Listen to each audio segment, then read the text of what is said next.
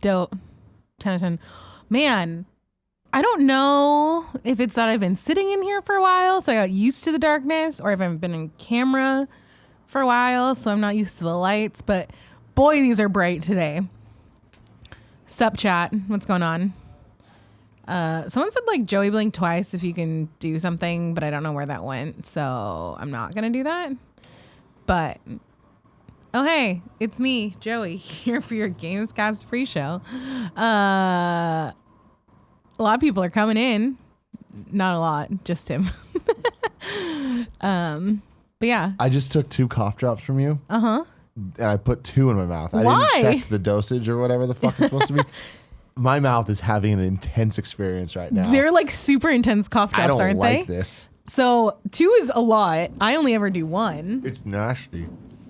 But here's the thing. If they stop you from getting sick, then it's totally worth it. Tim was saying that he's not feeling like super great.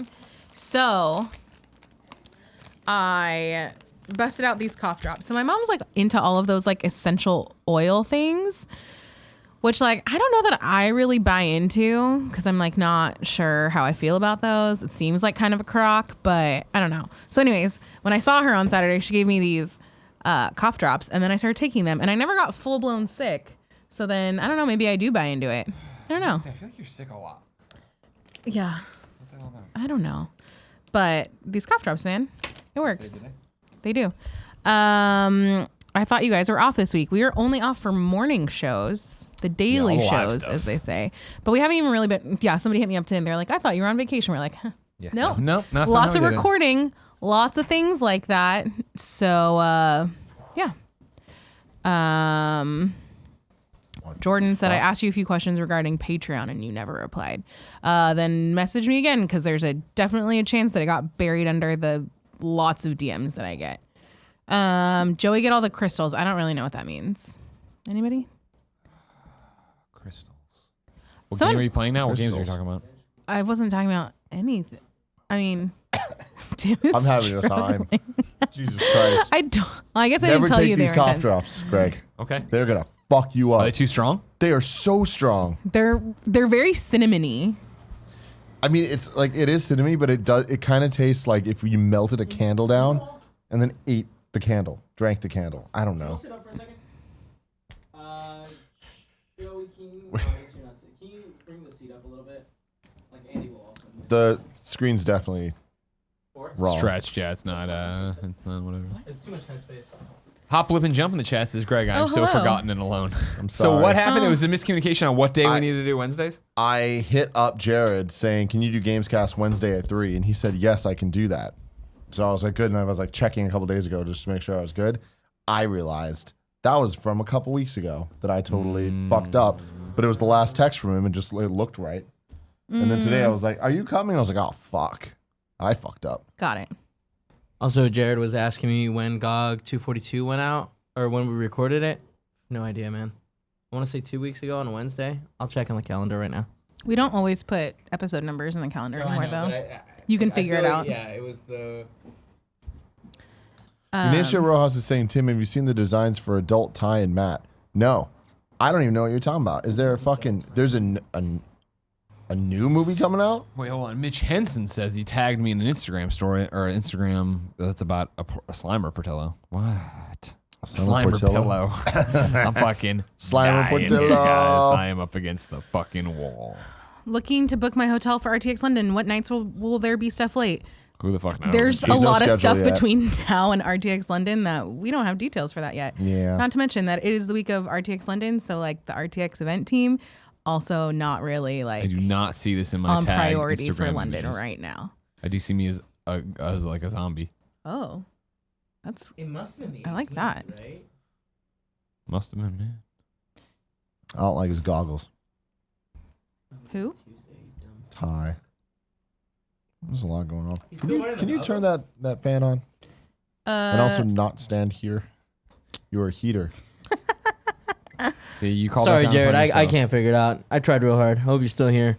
Sorry I didn't respond to the text. It feels real good.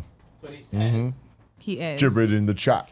Did you tell Kevin about that? So we know what to do about that. Okay. Are we super prepped? Yeah. Are we ready for it though? Do that. What's it? Okay. Right now, actually. Can you do the thing? But I'm gonna be on the shock mic. Testing. I'm gonna be on the shock mic. What's the way to test it? Wait, no. Sorry. I just want to make sure. Can you be here for that, Kev? Can you just do it? There's that bit. I'd rather hold you responsible. Yeah, you should still be able to hear him. The kids should be freaking out soon, being like, "Hey, you guys have to keep talking." Hey, Okay, what's up, we're just everybody? gonna keep talking. Do you hear us? We Greg, need to why see aren't if you you're gonna rocking your freak new out. Spidey shirt? If I wore it you yesterday. hear Greg, us, I What do want you you want to me to know after a long then I meditation, want it's not your you fault. to tell me what your favorite episode of The Office is. Andy. I want someone to make a kart racer where all the High five. characters are just products from sponsors. Good clap. I mean, can you imagine Blue That's not bad Apron considering it's versus my left hand, too. Audible? Hear you. We did already. Yeah. Can you hear us? We're waiting for it to catch up. Well, no, then you were muted. Now you should be able to hear him. Mitch Henson says, Greg, I just DM'd it to you now. Don't DM me. That's not gonna work. Did I go deaf? There you go. There we Greg go. East. There you go. Hell of a Yeah. delay there. Hell of a delay. Yeah, YouTube sucks. Yeah. YouTube. Yeah, delay. no sound. Yeah. Yeah, perfect. So, Awesome. we add sound back now? Oh, we already did. Oh, okay. Oh, okay. Oh. So, what's happening is, can I say what the game is? Just tell him. Joey played a game that we can't talk about until a later date. Tomorrow. Yeah. Okay, we can say that. We're just off by a day. Yeah. We're up by a day. So what's going to know. happen is in the beginning section when we're talking about, Cough don't drops. you do not want one. These things are fucking It's because napalm in your mouth. he ate 2 of them. They're just cinnamony. You don't, dude. It's gonna fuck your life up, man. You do not want to do this to yourself. I'm telling you right now, Andy. My God. Greg, how do I sound over here? Oh, yeah? Bad? Oh, yeah, sorry. Keep this turned on. I thought I left it on. My bad. All right, cool. So what's gonna happen, guys, is during the beginning of the show when we're going through the games we played, Joey's gonna talk about a game she played. Unfortunately, we're gonna have to mute that section for you guys when we watch live. I'm sorry. I know it is inconvenient. We were not gonna talk about it for too long. No. Maximum, I would say 7 minutes. So you're gonna see us talking, and you can just pretend what we're saying. You I'm can just act gonna it say, out. by the way, it's Madden. I don't know. Dude, why? The embargo's in there, but it doesn't mention if you can say that that don't say it. So She played a bit of that tweet about long it. shot. Joey played long shot. We want to talk about it. Yeah. I'm gonna get a coffee. I need a coffee. Do you like what do you think of this cough drop, Mandy? I think it's fine. All right. Yes, wait. It's because you ate Big 2 I of had them. 2 of them. Yeah. Andy, why don't Serving we steal that size is mic? 1 drop. Yeah. I like that they're called drops. So you essentially did like the thing that people do with edible marijuana, Why just where do they're too like, you take one and you're like, I don't feel more. I don't I don't feel anything. shit, man. I'm gonna take another one, and then it all hits you. Never happened to me though. I'm not Yeah, a you got fucking the bitch. lip readers out there. Step your game Except up. for the fact that I'm not going to be on camera, so Oh, you're right. matter Yeah, Joey's anyways. gonna be on the We're just shot gonna be mic. standing there. So I'm gonna need your guys' help in the chat if new people come in and are like, "What the fuck's happening?" Either explain what's happening or make up what you want them to think is happening. My dog Yeah. Nick says, "Will Andy be able to talk about Spider-Man?" No. I talked about it yesterday. Well, we recorded it then yesterday. Yeah. Then we'll go live at some point. At the time that you can embargoes talk are about fucking it. weird because it's like sometimes you can't even say when the things. I don't are think up. that's a deal. I don't think that's a problem. I haven't But seen I'd rather anybody not do talk about the embargo date. Sure. So that's what makes me think Follow that we the lead. can't talk about it. Yeah. Maybe I'm just a Sorry, rule guys. breaker there. You know what I mean? Video games are fucking hard. They're all out here with their secrets and shit, and we're like, I guess. Yeah. Nathaniel Wingo says there's videos of Madden's long shot online. It's hard to imagine the embargo is too intense. I That can't. is true, but what's more true is your last name is dope. I just. It's like Trey Wingo from ESPN. Trey Wingo. Hmm. Marcus Hutchins says, damn, haha.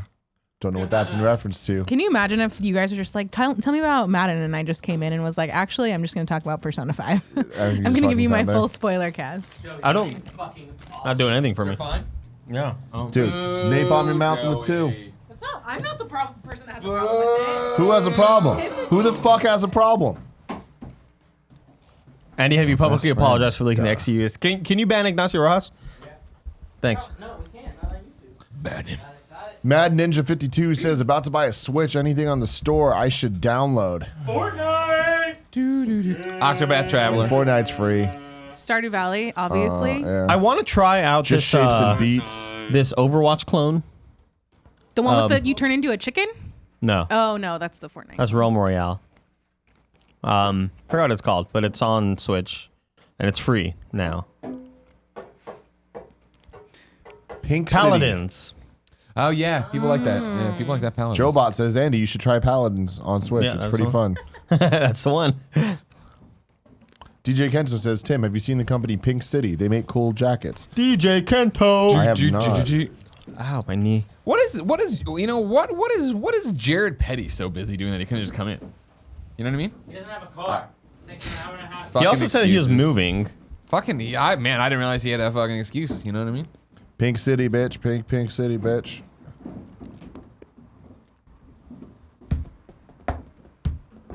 What? Minute is coming to Switch. Hallelujah. Oh yeah. I have a question Yeah, Oh, Joey it's the Noel. games Jared likes a lot. from the press pool. What are y'all playing on your flight tomorrow? Octopath Traveler. All day, every I'm day. watching Better Call Saul all day. I don't know what I'm going to do.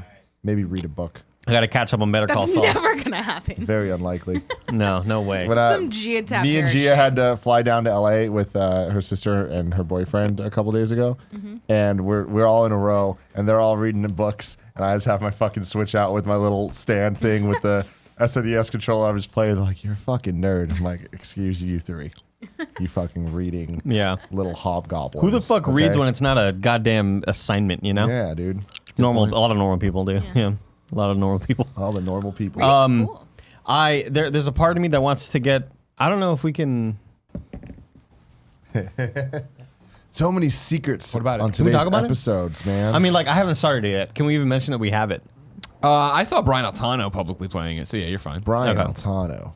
You've I been might- playing Dead Cells. I might play Dead Cells on the The flight. embargo for Dead Cells is August 6th. Okay. That sounds like fun.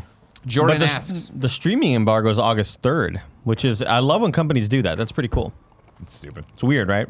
How does it even make sense? Yeah. How does that even make sense? Jordan says, Greg, is Octopath worth it for somebody who's never really played an RPG? I think so. I'm enjoying it. However, I just got to the point where it's like, all right, now you got to grind. And I'm like, I don't want to grind. That's not really. But then I'm like, also, hey, something to play. Chris Denton can't wait for new season of Better Call Saul. I can't wait, man. Cool Greg stoked too. I'm just like going. I just finished season 1 again last night. Cool, Greg, and it ends so goddamn well. It's just such a well written show, man. It's really Yeah. impressive. Andy invited me over to his house to watch the new season. Oh, We're gonna be doing that. Yeah. So Barrett and I would do that Friendship every Monday. day. Yeah. When I first moved to SF, we would watch Better Call Saul on Mondays because that's a day the nightly showing on AMC. And Cool G's all up in it. I'm like, Hell Cool yeah, G, come dude. over every Monday. We'll love get that. into some BCS. Not the bowl championship. In there, Jared Petty says, Good Place is so great. I didn't realize you were the fan of The Good Place, Jared. I knew somebody around here cared about it. And I'll tell you, at Comic-Con, after their panel, it was in the same room as Krypton. I was in the same room, as close as we are. Ted Danson. Kristen Bell? Kristen Bell. Shit. I'm Shit. so jealous. It's a good pretty show. cool. Season But then 1 right is over awesome. there, Really Cameron good. Cuff. So that's Do you know that's who got all Kristen my Bell is, attention. Cool Greg? Veronica Mars. I haven't started season 2 yet. Season 2 also good. Yeah, I've heard. Real high on my list. Veronica Mars high on the list? Mm-hmm. One day he'll respect me. What's One the tone day. of Better Call Saul? We'll Same get as Breaking there. Bad or funnier? Well, it's a little bit funnier, obviously, because you have. I don't know if I'd say it's funnier because in Breaking Bad, there's a lot of funny moments with Walt and Jesse, just like all the shit they get into, but it's Saul Goodman the whole time, and you're dealing with all of his bullshit. So I laugh a lot in Better Call Saul because he's so slimy and so skeezy, and I just love how much of a shithead he is. Nightfall 3 says, how's their embargo for Dead Cells? You can buy the early access now. Embargoes are fucking weird, man. Yeah, but early access doesn't get you all the way in, or does it? And are you talking about on Steam and whatever? It's just people putting it on, trying to get their stuff all timed out. Just let it be, man. And let it be. Mason Snyder says, Andy, you made a beautiful baby with party mode. Thanks. We just recorded some right now. They were good. They're tough. They're heartbreakers. Heartbreakers. Ignacio Rojas says, when's Cameron doing morning show again? He's awesome. Cameron's coming whenever back we through Whenever soonish. he gets a chance. Is there a plan? Yeah, we had talked about it for some other stuff. And then we'll see him at RTX London. Yes, we He'll will be there. Touch us down. And then I'm I'm trying to excited. convince Sci-Fi to send me to Ireland to go be on the set when they film Really? the shit. Yeah. Oh, I love that. And I get That's to be dope. fucking Doomsday, and I'll be all like, You just get the lead villain. Like, wow, how did that happen? I love that. When are we getting? Are we gonna get Jacksepticeye up in here? yes, I DM'd him today because we had that conversation and then forgot to follow up, and then I saw him doing it. And so as you can see, here's when we were talking about it, and he was like, "Hell yeah, man, he'll be there for this March event." 2017. And then absolutely in July. Oh, that is you're right. That is Yeah. March. And that's not here. And then I was like, today I had him. We got to book you a trip to SF 5 hours ago. No fucking response. I'm so sick He's of a busy fake- man doing so busy sick of things. fake fucking YouTube punks like No. Jacksepticeye and Ninja and Drake and Michael Jordan and Fred Durst. No, those are not YouTubers. Fred Durst, yeah. Just saying random names. Yeah, I think Fred so. Durst streams. Really? Oh yeah, he went to the first TwitchCon. But Michael Jordan doesn't. He went to I the don't. I'm first. not. I'm behind. Marcus Hutchins says, "What system do you guys play Stick Battle on?" PS4. Yeah, I think that's what PS we play. Fizzle. Can some? I want to go get. I'm not even hooked in. Can I just go get water and ice? Yeah, Sure, dude. man. It's Why not don't a show. I We get to have sit some up? fun, man. I love it, man. come back with one of those hotel pails of just Awesome. Yeah, yeah. Hell We had yeah, one of those for a dude. while. The Yeah. bedroom. Yeah, we do. Now Ignacio Rojas, as usual, wants to be a fucking bitch, but as usual, he's coming in here with a limp dick. He goes, and Greg Doomsday's already on the show. Yeah, what did he do on the show? He woke up and punched through glass. No one's acting as Doomsday yet. That could be, It could be Ignacio. Greg. Cool, Greg. Please ban Ignacio Rojas. Thank you. Okay, good. As long as we know. Look at the. I see that Mitch sent me the Slimer pillow he's talking about. Oh, yeah? That is pretty fucking dope. That's really cool. Ignacio says, "When are you getting Jovenshire on the show?" Never. He's a piece of shit. He's No, welcome. we love Joven. No, he'll be in eventually. I don't know. It's the same thing as always. When are people through? When do we have the foresight to actually have people come through? Mr. Yasmin said, "What did you think of the new Venom trailer?" Yeah, it's weird. We don't have the morning show, so we don't get to talk about all the cool new. This things is the coming first out. one for me where I was like, The other two trailers that people shit all over, I was like, no, I think it actually looks interesting. Really, And this is the one where I was like, Man. I don't know. I I didn't thought say it- good. I said interesting. Yeah. No, I don't know. I didn't like the other ones. You like this one? No, God, Okay. no. At I the end, didn't. when it's like, oh, it's gonna be just another, and I know it's not a Marvel movie, but another Marvel movie where it's just we're just gonna fight that guy in the symbiote. Well, it's They gonna show be the guy multiple. who's the bad guy It's gonna be in the multiple symbiote. symbiotes. There's gonna be one Oh, bad symbiote or symbiote. Symbiote. Fucking. I think there's gonna be more than one. What's his name? Riot is the name of the. Sim Riot. Is Sim the Riot. gray one? His name Riot. Hey, saying I never freeze. I never freeze. And also, It's really good. evacuate the city, engage all defenses, and get this man a shield. Just like him, dude. My dog get Nick it, dude. 96 from Massachusetts says, Greg, have you seen Death and Return of Superman movie, the new animated movie? I have it. Got it yesterday, and I plan on watching it tonight with Genevieve Saint-Onge Miller. Her idea. Matt Rorbeck are says, you "Like a guys turd doing? in the wind." Toronto, by the way. What are we doing in Toronto? Yeah. There's a convention there called EGLX that me and Nick are going to in October. That's right. The final weekend before Halloween, we're going to be up there partying in Toronto. You're all invited to come hang out with us, EGLX, and I'm sure we'll do a meet and greet somewhere in costumes. No, we don't have details for it yet. Fuck no, guys, come on, man. I don't even know what we're doing at RTX. What are you doing in New York? Let's get it. Let's get it. Interesting. Nabeshin 186 says, "Tom Hardy." I don't know with the emoji. What? Like, I there's don't so know. much weird shit in this trailer. It's Nabishin, first off, Tim. Nabishin. It's been Nabishin since day one. Yeah, but we Nabeshin. didn't know that for a long time until he taught us that. I don't know. Alex O'Neill's. It's fucking weird, man. Why does he sound like that? I Every don't know. line. That's the San Francisco You saw accent. that- you saw have that- it. you saw the You thing I don't know, clipped but you out, have right? it. No. Oh, it was very What? good.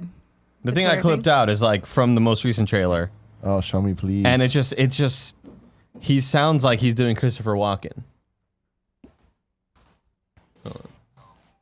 Something the government may not DJ be. Kento. I found something really bad. How is that real, How the fuck is it real? I found something really bad. Every time he talks, he sounds like that. Every time Venom talks, it's just Yeah. turd in the wind. This one is Turd in the wind? He says turd in the wind. Really? Yeah. Yeah. I watched this before getting in the shower, so I wasn't paying much attention. I don't know. I had my bits out. Are the boys coming to TwitchCon? Asked DJ Kento. Fuck no. Fuck no, dude. No. Patrick Santamaro. Andy, how long have you been listening to Levitard Show? Since like 2013. Maybe 2012 when I was like towards the end of college. Shit. What do you want to know? What you want to know? Let it be. Y'all ready to start this motherfucker? Sure. Let it be. Not Don't cool, forget to Greg. tell the people that pop in late why it's muted when Yeah. it's muted. Please. Everybody in chat, remind everybody in chat. To make something up. Who reminds the reminders though? I don't know, dude. How you feeling, Cool Greg? Well, we need to mute stuff. Are you going to be able to mute stuff? You sure? Your shirt still looks Yeah, brand look. new. I want you to look at the chat and This make looks sure it's brand new. muted. You know what I mean? Good. Okay. Can I start? Okay.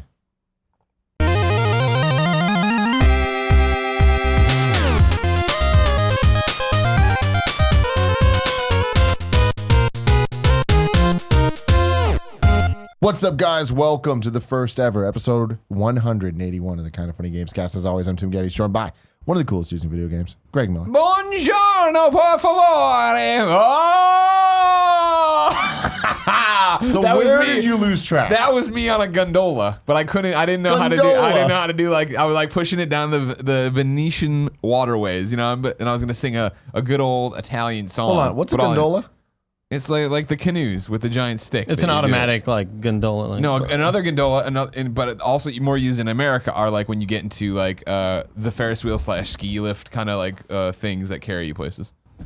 What's a gondola? Oh, anybody! I don't know any Italian songs. Do you know any?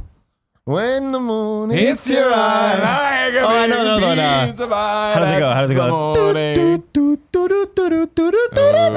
that's Straight very up Italian. racist. Andy Cortez, the #1 video games journalist, is joining us today. I forgot. I was trying to I thought memorize. it was gonna be an Italian Greedo for a second. No, I was trying to memorize Italian everything you did, burrito. but I got You know lost. what I mean? They call me the three-legged cat because no one knows where that cat's gonna go. So when you try to re-mimic that can't tell. cat, you can't fucking do Yeah, it. exactly. Have you or anyone you knew done 23andMe? No, The Oh, thing the where- DNA thing? I don't believe in Yeah. it. You don't. What do you mean you don't believe in it? How can you not believe in it? It's just against what I believe in, dude. They hit us up today and we're like, hey, like, are you interested in trying our product? Maybe like we'll do a sponsorship Oh, or something. neat. And I'm like, hell yeah, I want to know.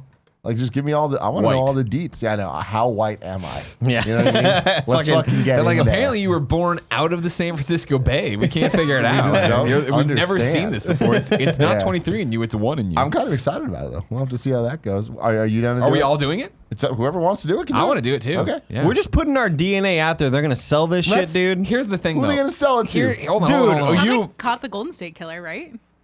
Yeah. They called the Golden State Killer because of 23andMe? He did, or I don't know if he did one of those tests or if it was his like relatives, and that narrowed down like who it was. Here's what I say we do, though. Let's test them. We all do it great, but then we swab the inside of Portillo's cheek and see if it comes back. This is a fucking dog. Like what kind of This is a fox. what kind of We shit are you find out guys some trying to like pull? alternate history of Portillo. It It's turns like out he's been a man in a suit Yeah. this entire time. oh my got me. god. Damn! The jig is up. We have Joey Noel on the shock mic. She's going to be joining us for some fun little stuff coming up. Fun little stuff. For those that don't know, this is the Kind of Funny Games cast each and every week right here on youtube.com/kindoffunnygames. We get together and talk about video games, all the things that we love about them. Did you think that it was the Game Over Greggy show when you're getting ready to do this table thing? No, I was just doing a fist raise. Oh, you're just doing the fist? Yeah. Okay. I don't know what Greg's doing, but I'm kind of... space. Use that space. Why do we have the space if we don't use it? We have the space thanks to all of you and your support on patreon.com/kindoffunnygames. If you want to get this show early, you could be watching live for just $1 a month. You can watch 4 to 5 episodes, depending on how many weeks are in that month of the Kind of Funny Games cast. You can also just get the show early as a video and you get the pre and post show. Was this pre-show great? Did it involve me putting way too many cough drops in my mouth at once? Yeah. Was way too many too? Yeah. You can watch that if you want. Then there'll be a post show. You get this show as an audio podcast by going to your favorite podcast service of choice and searching for the Kind of Funny Games cast. I don't have the rhythm for that. We know that's not gonna work. It doesn't require rhythm. And speaking of Patreon, shout out to Tom Bach and Tom Bach. Eric Heights. Eric Heights. Our two Patreon producers. Bakken Heights, they extraordinaires. call it. The You know what I Bakken mean? Heights connection. Bakken Heights is after fucking Franklin and Bash, right? Mm-hmm. That's what I thought. It's like kind of like Better Call Saul, where it's like a spin-off series to Yeah. Breaking Bad. Mm-hmm. But it's a Dell worker Bakken and Heights. Heights. and Heights. So we had a great pre-show before this. Yes, we did. Of course, if you support us on patreon.com/kindafunnygames, you can watch us record it live, get the pre-show. You can check out the video every Friday, get the pre-show and post-show for both of these things. We warned the pre-show audience Yes. that Joey Noel is going to come on eventually to talk a little bit about the one and only Madden in long shot Yes. and do that, and we will mute it then for them, right? Do you think at any point should we also mute it for Andy Cortez to give you just the elevator pitch of Spider-Man? No. Because we're in a time warp. Can I just use it to promote Spider-Man then? Yes. We're in a time warp, of course. We're recording this on Wednesday. Thursday morning, a Gamecast special goes live. Me and Andy Cortez, 1v1, talking about Spider-Man. Because Andy, #1 games journalist, went to LA and played it. I heard Brian from Insomniac watched him play and was like, I can't believe how good this kid is. This is why you're He the was #1 really games blown journalist." away, guys. Yeah. Is any of that true? No. He was like, there. he was like, guys, we're going to there? Naples after this. We're going to Nepal. We're going to was like, all those cities. And he was like, Nopolito. I need you there with me to come along, just to show everybody how to play. You know? Yeah. Couldn't do it though. Yeah, couldn't do it. Anyways, Yeah. so for people who are listening on Friday then, or on Monday, wherever you get this. Go podcast check out that sources, other Gamescast special, man. It's on up as a video. YouTube.com. It's up as audio. Ooh, wow. I Giving the understand people Kevin was options. overwhelmed today and somehow missed the fact the last few days I've requested it to be audio. But Joey Noel kept him honest, I heard, and fixed it all. Joey Yeah. does that. I She's got been it. known I to do that. I also think Cool Greg might be trying to sabotage the business. What you got going on, Cool Greg? Why Look you at him. He's, standing why, up? he's walking away. He's got his headphones. Things He's are- up to something.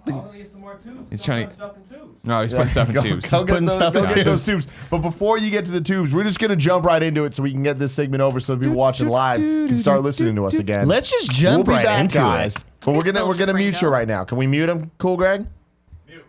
Cool. Okay.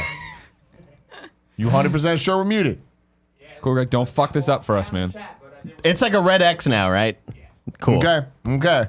Madden, NFL 2019. Joey Noel on the shock mic. She's played long shot mode. Yeah, let's clarify. I haven't played anything else in Madden. What I'd like to do, of Just long course, shot. is do a little bit of a walk here. Yeah. It's because last year they announced long shot, of course. Yes. It had the one and only Scott Porter in Well, it. before we, It had some go other guy. any further, Andy, can you give us the theme song? It's a long shot. It's a long shot. Ooh. Had Mahershala Ali as well. It did. So good.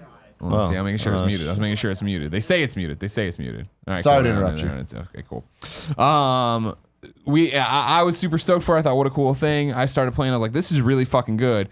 Got you a code. Got Yes. Andy a code. All three of us like, this is awesome. This had no business being this good. Motherfucking long shot. I'm just doing background Sure, singing. sure. Okay, Yeah. cool. Joey, So- did you didn't beat the first long shot? I finished it last night. Awesome. Because That's I my realized that I hadn't finished it. I was Perfect. like, oh. So It had no business being as good as it was, as touching as it Correct. was, as Correct. pulling on your emotional How long was heartstrings it? as it did. 6 hours? 4 or maybe? 6, Yeah. something like that. Yeah. I did it in 2 nights. You know, Cool. I mean, it wasn't bad. No, that's how I wanted to play it. It got Jen interested. She doesn't give a flying fuck about American football. Yeah. She was into it. And as I said, I think EA missed a big opportunity last year. That they should have broken that out and put it up on its own. Yeah, And be like, hey, for 100%. $10, get a long shot and play through the whole thing and have a good time. However, leading into E3 this year, I made the prediction. One of my predictions that I lost on the Gamescast predictions was, in fact, that they were going to say, hey, guess what? You know, Long Shot 2 is coming. It's got this major star in it because it had, the guy from House of Cards, Moonlight, the bad guy from the good part of Luke Cage. Mahershala Ali. I never forget his name.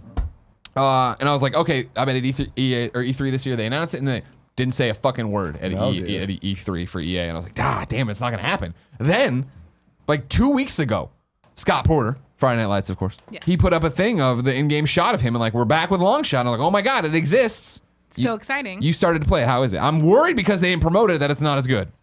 So I'm like 40% through it. I like that they give you the little percentage thing. I really like it. Okay. I think this story is a little bit more interesting because Really? it goes just outside of the competition. You get to know them like a little bit more as characters and Okay. like what they're doing. What is the thrust? Because last time, of course, it was this guy who, in Scott Porter's character, who were trying to make it. They did the thing. They got on the field at the very end. It was kind of like a Rudy thing. They weren't like amazing. Yeah. No, Scott Porter's character was a wide receiver. Yeah, and he got on the field at the very end. But the main character was I forget his name. Quarterback, right? the quarterback. Yeah. Devin Wade. Devin Wade. Yeah. And it's He won the long shot reality show. right, but it didn't really end in an incredible way, did it? I feel like it. You Like could get different endings though. That's true. Mine ended that they finally got to play and they won something, but it wasn't like they won the Super Bowl. It wasn't that kind of thing. It was just like, hey, we got to be on the field together. You know? Right. Yeah. And but there was That's that victory. there was that emotional moment of the flashbacks of the father and playing in him the front yard, him and him trying to complete that pass at UT, University of Texas Longhorns. Yeah. So you're enjoying it, Joey. Yeah, I like it a lot. You get a little bit more history, so you go back to I think their high school stuff is kind of more what you see instead of college. So do you want like the elevator pitch of where you start out? Yeah, totally. Okay. So at this point, Devin Wade has been drafted by the Cowboys. Yeah. So it's like, oh, that happened at the end of the first long shot. Oh, I feel like in mine it Oh no, he didn't get drafted, no, right? I don't think so. We were on the Cowboys, I thought, at the end. Anyways, Whatever. so he's there, and then Colt isn't playing at all. So you get to see his storyline of like, is he gonna get called by somebody? Is he not? Yeah. He's going through all of that. There are some musical numbers. Which Hell are yeah, there are. exciting. They know what we Hell want. yeah. They know what we want. Yeah, and so you get to go through his little character arc, and then the other guy is trying to get like actually on the active roster, seeing what happens. I So don't have it's just anything. continuing his story of being the long shot and going to the NFL. Yeah, Do you need to play the first one to understand it? I would recommend it. Does it carry on your story from the first one? No, So like if I killed Rex in part 1, it doesn't save over to part 2. correct. Got it. It's so a yeah. long shot. Joey, how do you You're right. This is why we're all arguing. There's different fucking endings. That's what I thought. Gotcha. Because it can either be that one or the other get not drafted, was it? Or they both do, right? like three There's a different Legends ones? game. Oh yeah, I remember. I forgot about this. There's a Legends game, and then they go to Iraq or whatever. Yeah, they- They yeah. run around like all weird. I could have sworn at the end of mine, you are expecting him to get Here we go, drafted, here we go. and he does not. Devin and think Colt's that's- NFL futures vary based on the player's behavior in the Legends game. There are 3 possible endings related to the draft. Devin gets drafted by his favorite team, which the player picked earlier in the game, or Colt gets drafted by Devin's favorite team's rival, and Devin is undrafted. That's That's why I was what like, happened In I the don't remember former, the Devin is Cowboys selected in this the at all, 7th round, first but one. Colt is not drafted. Devin tries to encourage him, but Colt tells him to enjoy the feeling. Devin leaves the house and shouts in glee before stopping to remember his childhood. In the undrafted ending, Colt is drafted in the 6th round, but apologizes to Devin out of disbelief. As the 7th round concludes, Devin is not drafted and leaves the house, where he vents his frustrations and sits on the porch. A flashback to his childhood days with his father take place, where Cutter tells him while victory does not always occur, if one gives their best, they have the right to feel like a Getting winner. chills. However, Dan calls Devin to announce 2 teams have expressed interest in signing him as an undrafted free Right. agent. His favorite team and Colt's team. After telling Colt of his new team, the 2 celebrate. Yeah, I got the drafted ending. I got the undrafted one where Colt went to go play for the Redskins because I picked the Cowboys as my favorite team. And so Colt went to go play the Redskins, and then they came out and were like, hey, there's 2 teams. The draft is over, but there's still 2 teams wanting to sign you as an undrafted free agent. Who do you want to go to, the Cowboys or the Redskins? It's like, oh, do I want to go play with Colt or do I want to go play with my favorite team? Yeah. I went to the Cowboys, man. Come on. Are you kidding me? Fuck friends. Jesus. Who's a Redskins fan? Mia Khalifa, right? Damn, Yeah, shots fired. yeah. But yeah, it's really good. I really like it. Same kind of thing of like mini games of like doing the right routes and Yeah, okay. exactly. Which is my least favorite part. And this is going to course. sound like the dumbest thing, but like there's way too much actual Madden stuff. Like I just want the story. I don't care about the actual Yeah. Madden football Joey, part. how do you feel that they've improved the edge rushing in 4-3 defenses compared to last year? Because last year was a little bit man. lacking. No. Have you noticed, I are don't the know. defensive ends pinching the way they should be? I don't know Right. that I've played enough to really speak to that, Sure, but you know, okay. I'm gonna Got put it. some time in. You tonight and play let more know. of a secondary character. Like Yeah. you're out there hawking the wide receivers. I see it. I Yeah, see. yeah, yeah. Ball hawks. what they All call 'em. Hawks, dude. Fuck. Yeah. I used to scream that when Madden introduced that because you like hit triangle and he would like heat seek to Oh, it. yeah. Bobby would get so mad at me. Remember Fight for the Fumble? Yeah. The worst feature. Sure. Of Well, I mean, all every time. year, hey, you got 9 months to make a game. Let's toss in a few things. Let's and try put to something in there. Yeah. I See if it hated that makes it the feature. next But you year. like it. It's good. Yeah. All right, cool. I'm looking forward to playing Does it. this mean that we finally got Scott Porter on the show? I mean, well, as usual, it's the same thing where you talk to people about it, Yeah. and then they're into it, and then we never follow up. And then Greg calls them out publicly on Twitter for dodging them. Hold on. Craig does We're gonna that. text Scott Porter right now. But really, all it makes me want is like a full blown like Friday Night Lights. Game. It's a fucking long shot. It's a long shot. Thank you, Joey. You're Thank you very much. Thanks, Let us Joey. bring you to SF for the. Can we go? Can we bring the audio back? Oh yeah, for the shows. We can bring the audio back, cool, Greg. Thank you very much for your patience, ladies and gentlemen. We've been recorded a lot of party modes today. That's not true. We were supposed to record a lot of party modes today. We recorded. We still did a couple. one. We have one more after Yeah. this. We did 2. We did I too. had bad news though. When we were back there, it turns out all the Mario Tennis is burned, and so we can only play Fortnite again. Mario No, Tennis is burned. all the Mario Tennis is burned. Burns. Selling very well. Over 1 million already. Mario Tennis. Aces. Yeah, with Games Daily gone, we didn't get to talk about all the Nintendo numbers. I missed them. Nintendo coming through. A lot of sales. Yeah, A lot of things. The happening. NES Classic. I saw that number selling one thing console. in June 2018. Wow, people That's love that. crap. unbelievable, dude. Yeah. Wait till they get that. cheap. But it came out like last year. That's the thing. Like it's Well, not they the just new thing. re-released it. I thought I was like, Wait till oh, they we get the mini found some Sega Saturn extra. out there. All right, You're right. That's when you'll see things real are gonna be numbers. like- Shoot you fucking rocket. I think I saw No, one wait, that's already at Dreamcast. like CVS Yeah, or like right. Yeah, when you Walgreens. walk through Walgreens, it's like got 180 Is games this and licensed? Sonic's on it, and it's like fucking all these weird. It's Yeah. an old N64 mold controller. Oh God! Remember that shit you'd see? You know the only thing worse than that 64 controller? What's The that? Sega Saturn controller. I hated that thing. it didn't even leave. I had a Saturn and played a lot of Saturn games. It doesn't even have an impression on me in terms of what And it was. you know But what? think of all the 3-armed people that had a great time with the 64 controller. Yeah, They yeah. did. Come on. Yeah, they were Co-op, having- original couch co-op. Yeah, quit fucking. Grab my nub, little guy. Let's go. That's what I would say to the little guy that was with me. There's a little guy with you. The little dude just hanging out. Good Lord. Andy, last week you came on and talked about Hollow Knight a little bit. You got any Yeah. updates for me on that, baby? No, I don't. I'm having a hard time talking to you You guys. I'm are, sorry. man. I'm What really is- sorry. It's just a podcast where you Yeah. What is going It's on? fine. I moved on a little bit more in the world, and I took out one of the bosses, and just killing it. Still no deaths at all.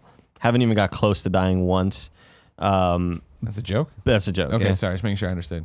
But no, I haven't even died once though. So not really a whole lot of updates on Hollow Knight. I mean, it's getting more and more interesting. It's getting more and more challenging.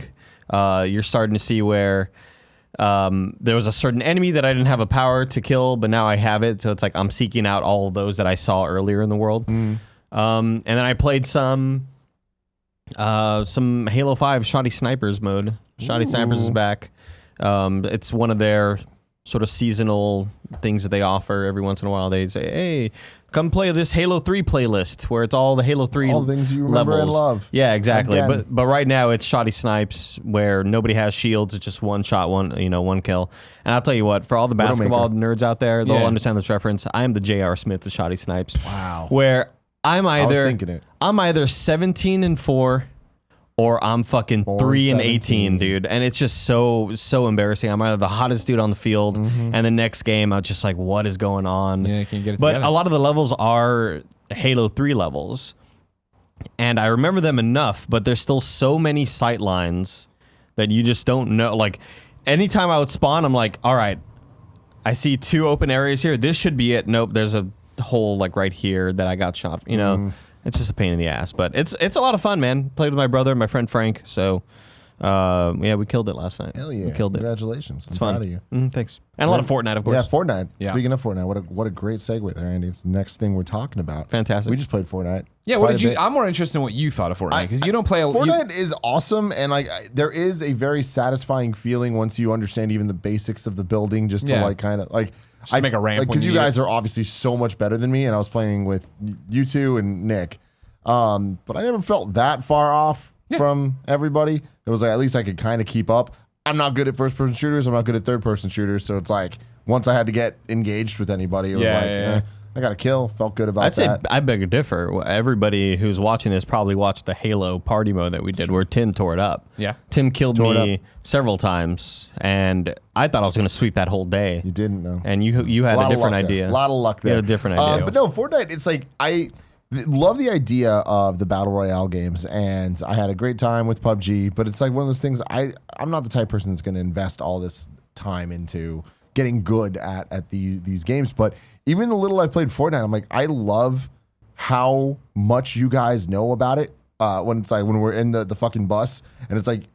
Even Nick knows when you call out Salty Shores or whatever, he doesn't need to pull up a map and whatever. He knows exactly where that is. Yeah. And it's like, that's good game design, man. It's like when you come up with these like identifiable things to be able to call out and for people to know, and especially idiots like Nick, like real talk, jokes aside, Nick is not He's a that type fucking of gamer. moron. And he's a fucking moron. I've seen him put his shoes on his hands and go, whoa! I saw it he got too. so mad. I saw it too. But seeing him get into it and like know what's going on and Yeah. actually be Dude, good at it, it's cool. I know that there's a subsect of the internet in general that's just like, I'm so over Fortnite. And I get it, but Oh, I totally get it. it is such a phenomenon in this office in a way with us I've never seen a game be. Where yeah, we all liked Cart, sure, and we like there's strata of different Cart players, but for not having played with Kevin in probably a week, and then on Monday morning we were early and it was like, okay, let's jump in there.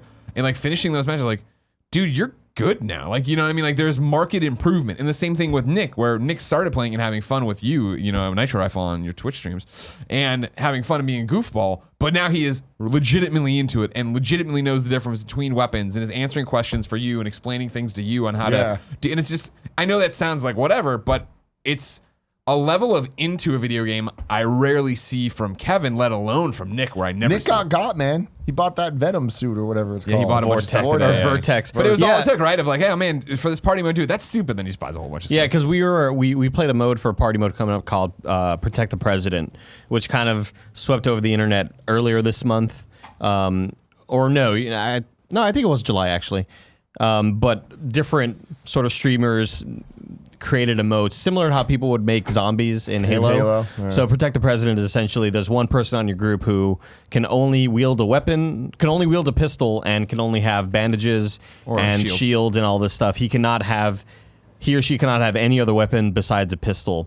And the other three people have to protect them. So we did that, and Tim was the president because Tim knows the least about the game. So we were like, all right, you'll be the president. We have to protect you. And I think it's such a statement for a game where, again, someone like Nick is this into it and is able to understand the systems as well as he does. I think that should be on their fucking box art. Like Nick understands this game and like wants to play it and learn more, you know? I do find my fever for Fortnite's broken finally, where I still love it and want to play it. And you guys are like, let's jump in. I'm like, oh, totally, let's jump in. But the past few weeks, it's been behind the eyes, like, fuck, can we get whatever we're doing done? Can I get home? Can I just fucking play? And like, the last 2 nights I've just read comics. Like, it's been like that thing of like, okay, cool, like, I still want to play and I'm going to play more and hang out and do everything, but I'm not where I was of like, I need to be playing this every fucking second of the day. Oh, I've been fucking itching for it because I'm gonna be taking 5 days off after RTX. Yeah. So I'm having to prep these party modes early. Yeah. So a lot of my nights have just been editing, and it's like, I just wanna play the game, yeah. Like, and I'll get a text from Barrett like, "Yo, you want to run duos?" Like, I really shouldn't, but I maybe in a bit, and I just never get to it. So I think part of it for playing me, today was a blast. It's that the dam is starting to crack and break for The rest of the year of video Exactly, games. where it's like, you know, I got my Overcooked 2 code on Switch and put it on there. I'm like, sure, but I want to platinum it, and then that code just wrote in for PlayStation 4, and it's like, going to RTX, but when I get back that, and then Octopath for a while was, you know. If I was at home, or if I was to Wi-Fi, I'm playing Fortnite, and if I'm not, I'm playing Octopath.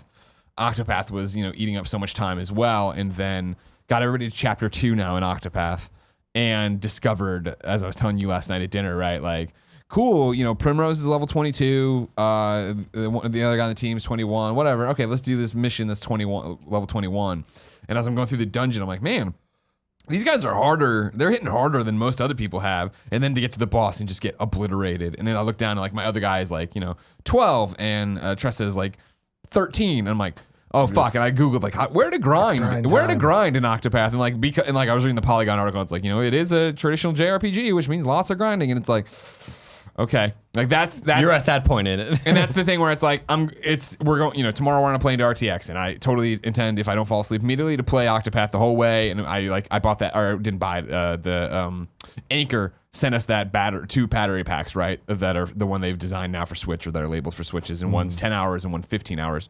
The 15 hours totally already in my bag for prepping mentally for London. Yeah. Like I totally intend those flights and everything to be Octopath, but I don't think it's going to be a game that maybe chases me as it was already chasing me. Like, oh fuck, I was actually enjoying my bus rides to and from work because I was playing it. And I'm gonna keep playing it there, but I'm not as like, oh fuck, I gotta play that.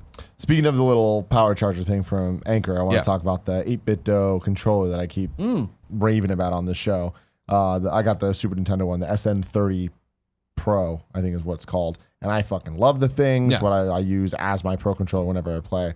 I bricked mine, which was not fun. You bricked this controller. I bricked the controller. It's USB-C, but and I'm not a fucking scientist. I don't know about You don't all have a this business degree, you don't have a amperage and science degree. all We this You're shit. not a scientific rocket. But the USB-C cord that it comes with, I assumed I'd be fine to like trade it out for like the Nintendo Switch USB-C or just other USB-C things I have. I plugged it into one of my Anchor power core battery things, not the officially Nintendo licensed one. And it just straight up bricked the thing. Did it like go it just wouldn't turn on? No, I didn't notice, but I just saw the lights weren't turning on. And then I went to use it. I was like, oh, fuck. It was like an immediate thing of it just didn't work anymore. Too much And then, amperage or whatever. yeah. Then I looked it up online, and apparently it's a common problem. And it just sucks because USB, the U stands for universal. So it's like, What do the S and the B stand for? Serial bus. Hell yeah. Hell yeah, bro. Shit. Best Buy for Fuck life, yeah. dude. That's how I know. the fun. Store 204, best damn store. 691, everything but and fun. Or all things fun, 691. Every store had their own sayings.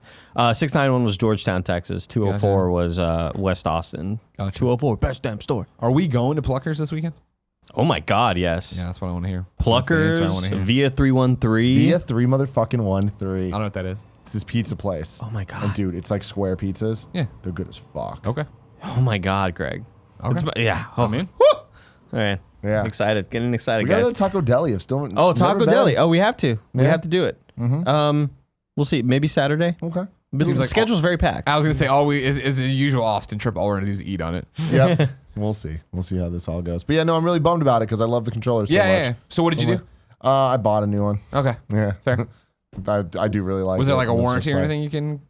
No, so 8BitDo, like it's through resellers and shit, so it's like you'd have to deal with their stuff. Okay. They're being really shady about it. So you just if I'm learned a being lesson. Honest, learned a lesson. I guess I didn't learn shit because I bought another one, but I learned what. Not, Well, now you know what not to do. And Exactly. you share the information with the people you've So encouraged yeah, to buy the don't- controller. Don't do that thing. I bought some Joy-Cons yesterday off of eBay. They are. I'm very excited about them. Yeah, tell me about it. Describe to me. They are crystal watermelon. So you know, So they're like everybody, the old school. Like I can see through it. yeah, everybody I has gotcha. like the see-through purple ones or the Yeah, see-through yeah. blue ones. These are like kind of pinkish reddish, and they have the colored face buttons, the A, B, X, Y, red, blue, yellow, green, similar to the 64. And the left Joy-Con has the D-pad, which is what the reason why I wanted to buy. I wanted Joy-Cons with the D-pad. I was tired of not having one. Tired of using the 4 face buttons, or just the stick doesn't always feel great. So I'm getting that D-pad. I should be getting it pretty soon. It looks cool as shit. Gotcha. And it was not terribly priced. I think they're like what, $80 for a standard Joy-Con set. 70, 80. I think isn't it? It was 80. I thought for the Joy-Con or for the Pro. The Pro is 80. Yeah, maybe the Joy-Cons are like 60 I'm on or it. 70, something like that. Pro's not 80. Target's selling them for $80. $80. Gotcha. eBay selling them for 55. Yeah, so I got these for I think 95, and then with the shipping and all that or whatever. Yeah, so I'm really excited about them. I can't wait to use them. Yeah. I just fucking love the Switch, and I love all its accessories and how easy it is to just like have different Joy-Cons and like. fuck You were around showing with me that colorware stuff today, or you mentioned it, and I went and looked at their stuff. I'm like, man, I need to fuck. I'm like, no, I don't. I don't need more Joy-Cons. No, I don't. Yeah. I don't need to do this. I always talk about this, but like Nintendo just did the best thing and worst thing ever for me, which is they gave me exactly what I'd want right out of the Oh, the box blue with stuff, yeah. the blue ones. I'm like, Yeah. they're literally perfect Tim Blue. Where Yeah. I'm like, Well, but I I was- want new ones now just because I'm a fucking baby. I was so close to buying to instead of going for the only reason I wanted these was because of the D-pad. But I saw somebody was selling a set of the left and right hot pink. No D-pad though, but it was like $65 for somebody took the left one from the American version and the right one from the UK, Asia, Europe Yeah, version. And is selling it as a pair on eBay, and it's so fucking tempting, but I don't need it, but I want it so bad. Yeah, well, I mean, that's the story of who we all are and how this all works, right? Like, I was so excited at Comic-Con when I came off stage at Hall H, and they're like, the Spider-Man PlayStation 4 Pro pre-orders are up. And I'm like, fuck yes, pre-ordered. And then it's just like, why did I pre-order this? Yeah, Like, it's it's a sexy-ass PlayStation 4 Pro. Oh, you have a Pro already? Yeah, but I want this But Jen one. doesn't have one. Exactly. That's the thing. And Exactly. Kevin was talking about how he wants to set up the desks now, you know, and have like all the systems at everybody's desks so we can just do this. And I'm like, if that would happen, that'd be perfect because I can keep my PlayStation 4 Pro and then just cut myself a check from the company for part of the money for the PlayStation 4 I'm putting here. You know what I mean? Yeah. And there you go. Then it just because makes if I knock sense. 100 or $150 off it, then I feel great. You know what I mean? I feel like I You got a good, something. a good discount. Yeah. A little trade-in value. But I haven't had the heart to cancel it because I talked such shit that I wanted it and I'd pay for it. And now that it's here, it's like I fucking think it's a beautiful system, and it's like I just don't know. I don't know. I did like the fan recreations of that Pro. Did you see them sort of going around the internet? No. Some people when that Spider-Man Pro came out, there was a lot of people who They wanted the blue on it. like designers who implemented different colors and kind of fucked around with their own schemes. And I love when people do that. Yeah. And a lot of them are like, there was that so fake that cool. had been circulating for a few months that people were like, is this the real Pro? This would be a cool Pro. And it was similar to what they've released, but it did have the blue in there and stuff. You should pay $800 for a colorware PS4 Pro. No, I think they're like $900, but they do the PS2 version. Where it's all black and it says Sexy. PS4 in that blue sort of hot. green That's gradient. hot. Yeah, it looks so great. Yeah, I go on Colorware every once in a while and just kind of like fuck around with the products, and I start going through, and that shit gets expensive. It's like when you build So your car. fast. It's Yeah. like It's like, oh, it's not that bad. Yeah. And then you start adding all the things. It's like, oh, do you want to do the back as well? Do you want to do the buttons? I'm like, yeah, I do. In the Of dream course. world, you know what I mean? We finally, I guess, I'm digging in the backyard and I find a fucking gold brick and I'm able to buy a house in San Francisco, right? And when that happens, You what need I want to 84 do, gold bricks. I know, right? I want to mount the TV on the wall and then do the thing you see on Reddit all the time where people have the systems mounted as well, and then like the cool like stylized cords going to the systems and shit, or the That'd be colors fucking dope. behind the TV. Yeah, of course, the hue lights. Yeah. Shout out It's fucking to. My Stick with desk. me. Stick with me. This is going to take a second. Axl Rose. Chasm, the old game from Freema. Yeah. Who, when they put that out on Xbox One, sent us hue lights Yes. along with the thing that we never used that sat in the old studio forever. Kevin has them now. Is that where they are? I never even knew where they went. They just The fell off hue a lights? truck here. Yeah. I mean, they were here for like 2 years. Exactly. I'm not. Kevin took them home like last month, and he Right. set them up. And I'm sure it Paul drives loves Paul it. I was gonna fucking say. crazy because How much do you now think? he's like, hey Google, make the lights blue. Hey Google, make the lights green. It's just like, can you just imagine Paul? I was going gonna to say on a day-to-day basis, how often do you Is she think just Paul fed looks up? at the window like I could just jump out now, and I would survive the fall and be able to run? Like I'd be able to run. You know what I mean? Like, how far could I run with this injury? Yeah, exactly. Could I get to the BART train to get to the airport to get out of here? I don't know if she ever actively thinks about it, but it's like, Let me flip this question. How often do you think she looks at the window and she's like, with the right leverage, I could throw him out it. I need a good angle. Yeah. I gotta catch him off guard. I gotta use You my know legs. Kevin's gonna fight. Yeah. oh yeah. my God, Jesus fucking Christ. Yeah, it's funny though. The Switch makes me want the shit that I don't need so much, and because it's such a way. beautiful stylized thing. Of like, remember when I got those the neon yellow ones that came with arms? Nintendo sent me those, and I was like, that. I remember photos of that seemed stupid, and when I popped them on mine, I was like, fuck, these are hot, and everybody liked them. And then when Mario dropped, and I was like, fuck, I like those red ones more. I was like, Jen, you need your own Switch, and bought it, and then switched it out, right? And then even now though, it's like, man, the SNES ones look dope, and like, So I fucking still love your blue ones. I'm like, fucking. I never cared about the Joy-Cons or how they looked until I bought the officially licensed sort of grip that Nintendo sells, where it wraps around the whole back of the Switch and the Joy-Cons, and it has these little like pieces of plastic that jut out to sort of more like a controller. to emulate handles, yeah. And because I never played handheld because of that, because I hated playing with just the way they Itty-bitty felt. shit. It just felt ugly. Like I couldn't get a good grip on it. It would always hurt my hands. My hands would cramp. But with this new thing, it feels great to hold. And now it's like, because of that, I was like, oh, this makes me actually enjoy playing on handheld. When I was on that flight, I was playing Hollow Knight the whole time in handheld. When normally I would have brought down the thing, put the stand-up Pro controller. Dude, that's the way to live. It's a great setup. Don't get me wrong, but I there is something so awesome about how it feels in your hand. I love this grip. handheld mode, man. It's like I have all my complaints about the tiny buttons and all that shit, but it's just like there's something about having the screen that close to me that just feels right. Like maybe it's just like how much I spent time on the Game Boy and PSP and everything, but it's just like ideally I would love DualShock 4 to be cut in half. that you can just put on the sides of the Switch. Jesus. and Yeah, then yeah, just of course. fucking have Yeah, that of thing. course. Oh my god, that'd be perfect. The I do run into a problem though with just my neck with looking down at a screen. Well, that's so what I I- always try to do like the armrest, have it in front of my face. But the thing that I bought that I had put on the internet several months ago was a sort of a little stand for the Switch. Yeah. But what I do is that I put it into the front where the little manuals are in front of your seat in the airplane. And I just have the Switch like at eye level. Yeah, Pear And has it's something like that, too. The best setup ever. I've seen Pear put it up, or I think Pear, maybe even Altano, but they have a thing where it's like, a sleeve they put it in, and they can wrap it on like the screen of a Virgin America thing, and then just play it that way. It's But so for me, awesome. it's like when you finally hit cruising out, it's just like, bing, and it's You're like, like, let's go. drop the thing, Table do down. this thing, slouch in my chair, and just, fuck yeah. I don't care how many Let's hours I'm on this go. thing. You know what I mean? I just wish I could like I want a device where it's like around my neck and it's just like a little stand. Sure. Because I just want to look up at Sure, it. we can My do that. neck We can hurts build so you. bad. Kevin You can have think that Kevin ready. can make something, He right? can have that ready for you tomorrow for this trip. Okay, I'm in. Yeah. Get me sized up and everything. Sure. No, it'll be one size fits all. Don't worry. It's just gonna be a toilet seat turned the other way, and like you lift the lids lifted, and you just rest it there. When my 8BitDo controller died, I still had like a whole flight, and I was playing Mario Kart. But I didn't have my Pro controller, didn't have anything, so I had to use the Joy-Cons.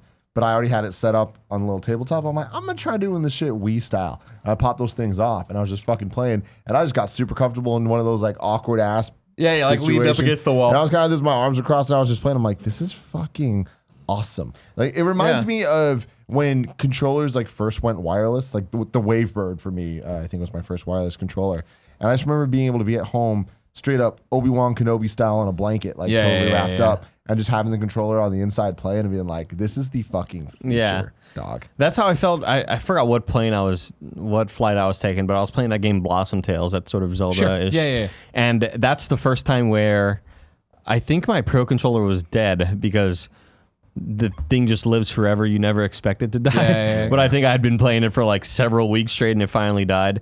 And so what I did was like I had that setup where I had the Switch still in front of me, but just with my hands just sort of sprawled out to the side because there was nobody on my right side. And I was just like 2 Joy-Cons in each hand. I was like, this is awesome, man. fucking life, it feels man. so good, yeah. And then I saw your Waterfield case, and I always get jealous of that thing because I'm just like, oh, it's so nice. Like, SFbags.com. I want one of those. Yeah, and like they've always done such great products, and I always look at they have two. They have the one that you have, this little like slipcase, and then there's the bigger one. I have the bigger one. Kevin has a slipcase. Got it. Okay, cool. Well, I was looking at Kevin's today, and I as nice as it looks, I don't like the amount of protection it has. Really? Like, yeah, because I feel like the analog sticks are too. Oh, you're saying there's not enough protection in the slipcase? Yeah, Gotcha. yeah. It's just like I have the officially licensed Nintendo one that was like $10 or whatever when it first came out, and it's kind of perfect. Like it's so sleek, and there's room for 10 game cards, which most of my games are digital. It's so hard to anyways, go but- back and pick another one up though, because I use the bigger one, right? That's the one I use for my Vita version, but then like Honey, I Shrunk the Kids, where they blew it up a little bit. It's just bigger that, and it's got so much padding in there. I feel like that thing's so safe. Yeah. And when I'll pick up Jen's, she's using the Mario Odyssey bundle, that red case there that has the zipper on it, or even Nick's. I pick up like because Nick left his. We were using him at Comic-Con. He took off. You guys took off early, so I still had his. And like putting that in my bag, I'm just like, oh my god, this thing feels so not protected. Whereas mine, I feel like I put it in the bag and don't even worry about if the bag rolls or anything because there's so much protection in there. Yeah, It's got all like- my cards in there. The Nintendo one I use has like light padding on both sides. Yeah. I think I have the same one you it, do. It kind of holds the analog sticks in place, but if you clicked on it, you can hear the clicks of the analog sticks. Sure.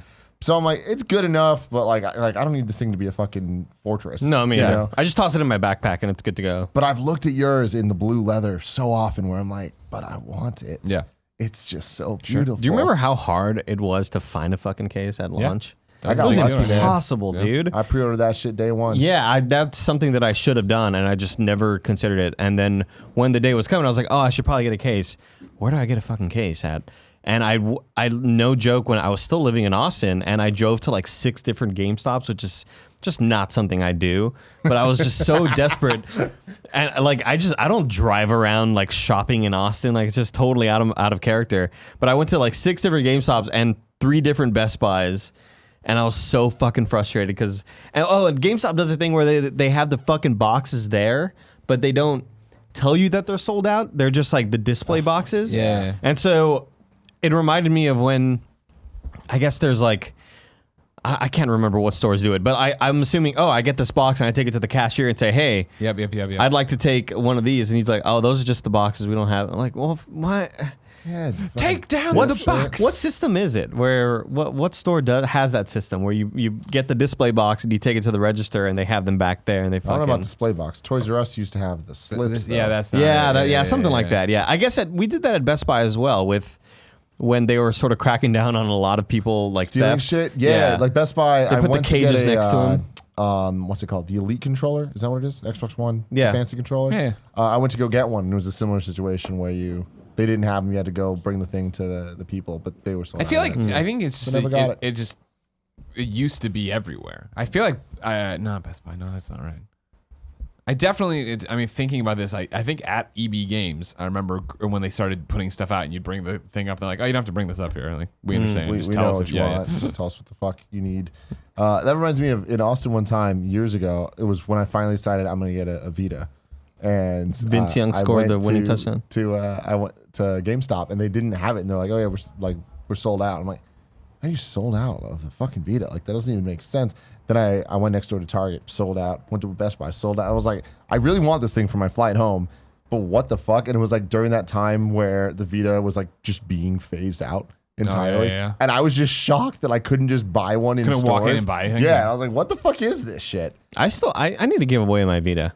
I still have the Vita that was given to me by you and Gio Corsi before I even worked at. I don't even know if I worked at Rooster Teeth at that point. I hadn't Was that even. PSX? It was at PSX. I hadn't even been hired by Rooster Teeth at that point. Somebody had called me a coward and challenged me to bring the Vitas we had here to RTX for giveaways, and I was like, "Fine, I'll fucking do it." And I forgot about it till this very Somebody moment. called So me you a just coward. reminded me that I gotta grab that box of Vitas. And you'll forget again. No, No? never. Here, I'll slack myself a note. I might. No, you know what? Oh. My buddy Caesar wanted mine because he likes. Here we go. Insider He baseball wants it. He trading. wants his JRPG Fucking machine. Mario Kart Caesar. Yeah, Mario Kart Caesar. Yeah, Don't forget, man. Mario Kart 8 came out. He was really he's fucking with that good. shit. Yeah. My Switch is doing a weird thing that I feel is common, where my left Joy-Con isn't fully staying in. Like I don't need to hit the button for it to come out. If you push it a little bit, it'll pop out. I don't like that shit. I had a one problem bit. with my I think my up button was sticky, and so on the home screen of the Switch, What'd you do to that up button? it would just go tick, tick, Ew. and it would go up to your profile, and I'd knock them down, tick, tick, and it would keep on doing that. Remember when I just disconnected and put it back in, and it was GameCube fine. controllers had that problem where it's like when you Oh, would the turn stick would- the C stick would always like get stuck. It wouldn't look like it, but you'd turn it on, and the GameCube's menu had that weird thing where you Yeah. move the camera and it would just be stuck up there. I hated it. That thing was so unreliable, dude. Oh man! You think people are gonna? You think Colorware or all of these companies who are super custom about their shit are gonna customize new like the old GameCube for the Switch? No. You think that's gonna happen? I don't mean, think so. you have to be super boutique to do it. You know what I mean? I think Colorware even like their margins would be They'll too say small no on thanks. that. Yeah. They'll No say thanks. nullerware, as in Nuller. no chance, no. Oh, NULL. Yeah. Cool. Yeah, that's a good one. Cool. Cool, man. Topic of the show time. Stats. I want to talk about Game of the Year. Oh, Specifically, Game of the Year so far, In but more August? importantly, Game of the Year predictions going Okay. forward for the rest of the year. Got Where it. do we think some of these games are going to net out? Let's start with so far. What's even in the conversation? Monster Obviously, God of I was gonna say War, God of Celeste. God of War Celeste. I feel like Hollow Knight is in that conversation. Sure, yeah. hold on. I want to write this down. I need to write this down. I need Write to be down. able to visualize. Uh-huh. Hold on. So I'm just giving the slate. Oh shit. What was that? Was that a dead rat that just It was fucking this part of it just flew off. Oh. I forgot the sound effects already. Man, I miss playing Zelda. Totally did not like the DLC. I was really kind of bummed out by the DLC. Yeah. After looking Parts of it forward were to it for great. so long. Game of the Year 2018. 2018. GOTY. Goaty. So yeah, I think Monster Hunter World's on there. Is anybody gonna argue me? No. I didn't play enough to say. You didn't play any. Yeah, I didn't play at all. I didn't even touch that controller. Do you really think that's up there though? Yeah. For the Game of the Year Yeah. conversation. Yeah. In a year that we've had God of War. Well, I mean, what do you want me to vote right now? Because then I'll give you one pick, and that's the end of it. No, I don't know. Fine, it's Like, God of War. There you go. That's it. Done. Good show, everybody. So Jared's not here today because we fucked up scheduling, so there is no mobile gamer bullshit. Patreon. I think a game like Patreon. Monster Hunter World, if that were to be included, a game that could even be on that list because it's similar, I think, in quality, would be like Far Cry 5, where it's like not this unstoppable, incredible, fucking perfect 10 out of 10 game, but it's enjoyable and it was fun. And I think that if we're gonna put Monster Hunter on the list, I think Far Cry 5 would be on the list too. I disagree. I think Monster Hunter World was a way better game than Far Cry 5. Really? Yeah, and I'm not taking anything away from Far Cry 5. I think what you just described for Far Cry 5, yeah, it was. But I mean, Monster Hunter, and I know it passed. You played, or did you play? Yeah. And I know it passed you, Tim, by was a movement, right? Like everyone was playing that and playing it for way longer than I think anyone anticipated. I played 130 hours of it. That was super weird. Like, and I casually liked Monster Hunter before. It got Jen involved, right? Kevin was super into it, and then you're talking about people like. A Vampy Bit Me, has like 4 million hours in it now. Every time I see her put something up on Instagram, it's insane. Yeah. It's Capcom's best-selling game. Like, it was this breakout hit that was awesome. And I think that, of course, we're eventually, I'm sure, going to wrestle with this of what is game of the year. Not what is game of the year, like your pick, but what does that even mean? How do we now? define game of the year and Kind of Funny for 2018? And I feel like, for sure, Monster Hunter World would not be my pick. My pick's currently out of the games that have been released is God of War. Because I think God of War is the game of the year so far, where it has all the pieces of a puzzle. Whereas I think Monster Hunter obviously doesn't have a story aspect to it, but it does have that water cooler, build your own moments and your own gameplay things to it, right? And the gameplay itself was so addictive and was able to draw me in. I'm not gonna speak for everybody. I think that speaks to it. Detroit Become Human. Sure. Go on that list. You trying to rip? Oh. I was thinking about just ripping it out of the Sheikah slate because this is still kind of ridiculous. The whole. No, keep it. I think it's good for the. Yeah, it's good for good for the what? What is it good for? Good for the gander, dude. It's good for the geese, man. It's good for them damn geese. Yeah. So hold on. We had said Monster Hunter. We said God of War. We said Celeste. Yeah. Obviously, I think Celeste. Hollow Knight isn't there. isn't a title this year though. So that's where it gets complicated. Is it? So It's a let's Switch game. Let's start that conversation now. What? I feel like Hallow Knight is going to be considered by many publications as a 2018 game because it's on consoles for the first time. And agreed. I'm sure that even in previous years, there's been games that have been awarded that were already on Steam in some Here's form. the argument we can just start already. What does Game of the Year mean to you, Tim Gettys? I feel like I disagree with myself on it because I feel like to me, Game of the Year is what is the game that is the talk of the year, is the thing that everyone's playing. Similar to what you said with the E3 Game of the Show. Yes, exactly. Where E3 Game of the Show, I gave it to Cyberpunk because I was like, it is the talk of. As I always say when we argue about that this or start these arguments on Games Daily, is the fact that that's what swung me, right? Well, I already lost the vote. Cyberpunk was going to be Game of the Show for E3 for Kind of Funny. But I was like, I just think Last of Us was a better game. And you're like, understood, but what is the game everyone is talking about? What is the game of the show?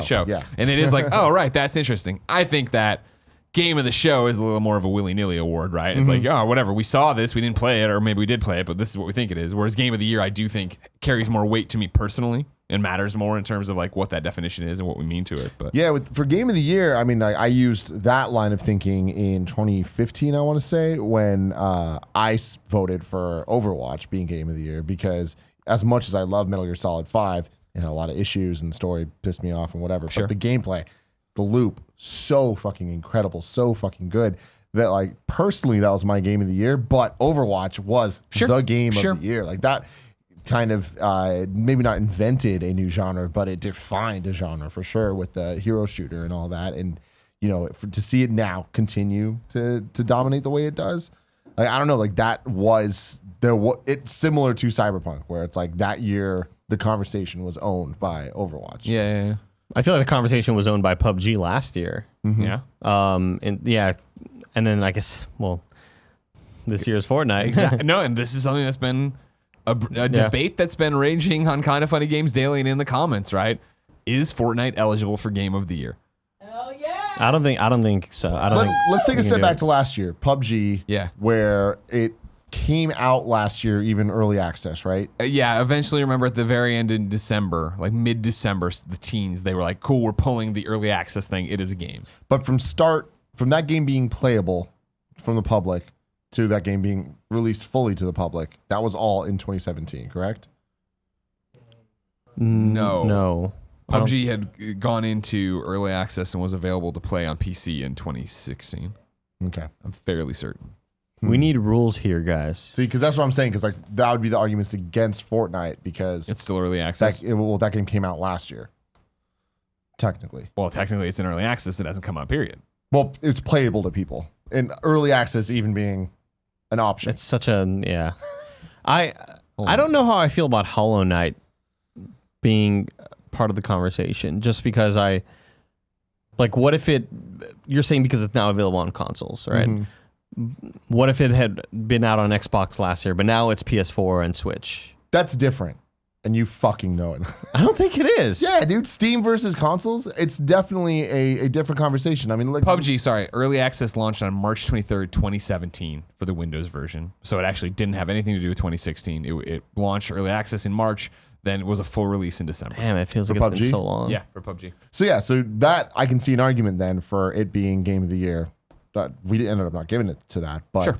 like I can see the argument there. Whereas with Fortnite, the conversation of the year, definitely. But even Best ongoing if you're game. arguing, yeah, best ongoing game, sure. But if you're arguing even that early access counts for game of the year, the early access wasn't even this year, Yeah. right? Yeah.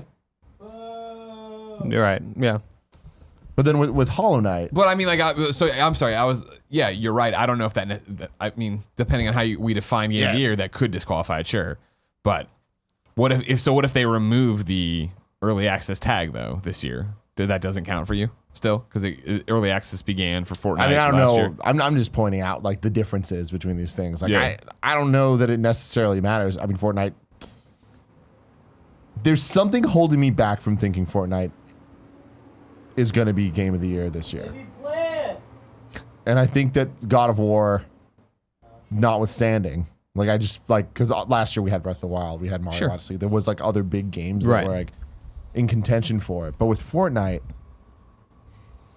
I don't know. There's just something about like it was such a substantial game last year that I think holds Yeah. it back from I agree. being game of the year this year, even if it's bigger than it was last year. Yeah. You know, when Halo 2 came out, Halo 2 only got bigger because more people were playing online, but it could have only got game of the year when it came out. Right.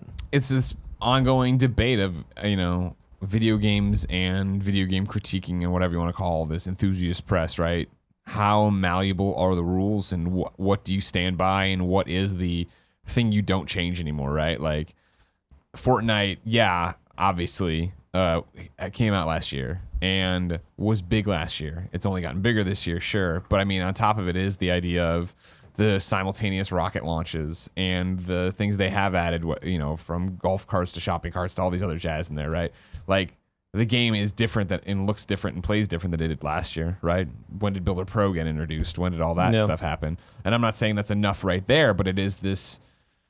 I don't know what the answer is. I am raised on EGM and IGN, right? So for me, game of the year means this is the best game that came out this year. But I don't know if that's right as we go forward and games continue to change, evolve, and services continue to go on forever and ever and ever.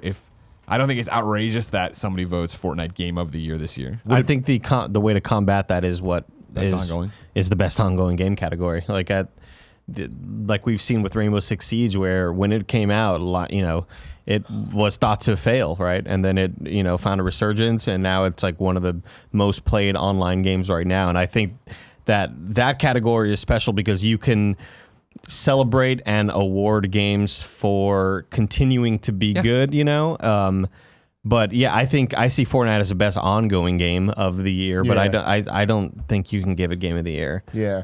I mean, what's funny there is that, like, ironically, those categories are lesser than, but those are the categories that are actually defined in a way that everybody does understand. Yeah. Like, nobody's going to be confused. I mean, I guess some of them get weird with, like, action game. Like, what exactly does that mean? But, like, people understand best multiplayer game. People understand best narrative game. People understand ongoing. But when you talk about best, you are just comparing apples and oranges together with hammers and shovels. All of the things that are just fucking random. Yeah. Like, what is the reasoning behind any of it? Like, what for Fortnite? What if it's broken up into seasons or whatever? right? Is there an argument there? Of course there is. Yeah, I think you could say that Fortnite Season 5 is Game of the Year. You know what I mean? Mm-hmm. And that's where it gets interesting and weird. This is similar to my prediction last year, 2 years ago. I don't know. Whenever we argue about this, some reputable .com YouTube channel that people care about is going to give Fortnite Game of the Year this year. And this is my argument last year with PUBG, where I was like, PUBG's definitely going to win. And me and Andrea was like, no, it won't. And we listed 10 publications, and I know for at least 2 of them or whatever it won or whatever it was. Do you think they'll still do that even though it didn't come out this year? Yes, 100%. Because I think this is going to be one of those things people like. I'm not saying they're doing it for headlines or doing it for whatever. They're doing it to test the waters of games aren't what they were before, and our old definitions don't define them. In the same way genres are stupid, and you've seen so many of them fall away because everything has an RPG element in it now, so it can't be everything is an RPG, right? Like you've seen it get harder and harder and harder to pin down what a certain game is in terms of a genre. I think it's the same thing here, and I think that as these games continue to dominate the landscape, as they continue to dominate it, it's just it'll be shocking now, and people will be like, as many people have been, I'm sure, in the comments of this video, and people are yelling in their cars right now at their kids, and their kids like, I don't understand what you're saying, I'm a baby. Yeah. I think there will be a lot of backlash to it of like, that's impossible, it didn't come out this year, blah, blah, blah. And the thing's just going to be, it was the best game, it was our favorite game we played this year. Like, this is 2018 in video games was defined by Fortnite. In your game of the show argument, it is the game of 2018. Mm-hmm. And if that's good, bad, or otherwise is up to everyone else to decide. But someone's going to shake that totally do that this year of like, no, like we can't sit here and act like any other game made. And I'm obviously pontificating a bit here as if I was one of them. And we can't sit here and act like any other game had as big of an impact on the fucking world as Fortnite did. Mm-hmm. And that's why I think it'll be Game of the Year. And I think it will be a thing of like, we understand this breaks the rules. We understand this breaks the mold in a lot of ways, but it's what we feel as publication X or personalities Y. And we think that's how it's going to be. Probably. Fucking goddamn it, Twinfinite. Big money, Jared Petty, Twinfinite people. But I do think it'll happen. In the same way I think PUBG, or I predicted was correct, that PUBG would win Game of the Year. I do think Fortnite's going to win Game of the Year. You fucking got him, dude. You know what I mean? Yeah. And I don't think they're wrong necessarily. You know what I mean? It's just like, I feel like it's such a weird thing where when we were at IGN and we would vote on Game of the Year, Andy, you remember these meetings well. It was, for me, such a like solemn duty of like, I want to get this right. I want it to be, I want to go, where is the PC I need to go play game X on so I understand something of it. Like, I wanted to make sure that when people looked back, as they always do, in like IGN Game of the Year 2018, 19, 20 backwards. Yeah. To see what the game of that year is. Like, what is the game? Because I think IGN's lineage and the way IGN puts out Game of the Year is like, it's a time capsule. And I remember that year they did the video montage. I think Tyreek did it or whatever, going through all the IGN Game of the Years to get to announce the latest one, the newest one. And it was like, wow. That's fucking cool, and that's rare air to be in, and that is like the biggest honor the biggest site can give, and it means that in this year, gaming didn't get better than this game. And I feel like an IGN would have a really hard time making the case for Fortnite to themselves and to the audience, but I feel like, not that I'm saying we would, and a kind of funny wouldn't, right? Like, I struggle to think back, and I struggle to think back for all the IGN Game of the Years I was there, but like our Game of the Years, right? Like Metal Gear and Uncharted, right? Like, I mean, like, great things, but it's not like, I think people are Googling that as much as they Google that. Definitely. You know what I mean? Yeah. I think it comes down to like how traditional your company is. Exactly. Yeah, exactly. And that's a big part of it. I mean, I think the important thing is that each publication just has rules that it follows. Yeah. And I feel like our rules are we kind of talk it out and have that conversation so that the end result doesn't matter as much as the journey it took to get there, right? Like the conversation is the product, whereas with IGN, it definitely is that like, boom, here's what it is. Yeah. We want to reveal the We talked about this on Games Daily a bit, but video game, like Game of the Year isn't one thing. Like it's not like the Oscars where there is a definitive, best picture, right? And the Game Awards is the closest we got to that. But with Game Awards, IGN, GameSpot, like Kotaku, all these like prestigious places get their own Game of the Year, and that allows people to put it on the box, and it's this whole thing. It's always interesting the range of games where, like, earlier I was like Monster Hunter World, like that's just not in the same league as the other things. But it's like, yeah, it's gonna win a bunch of Game of the Awards, Game of the Year awards, stuff, yeah. and have awards on the box.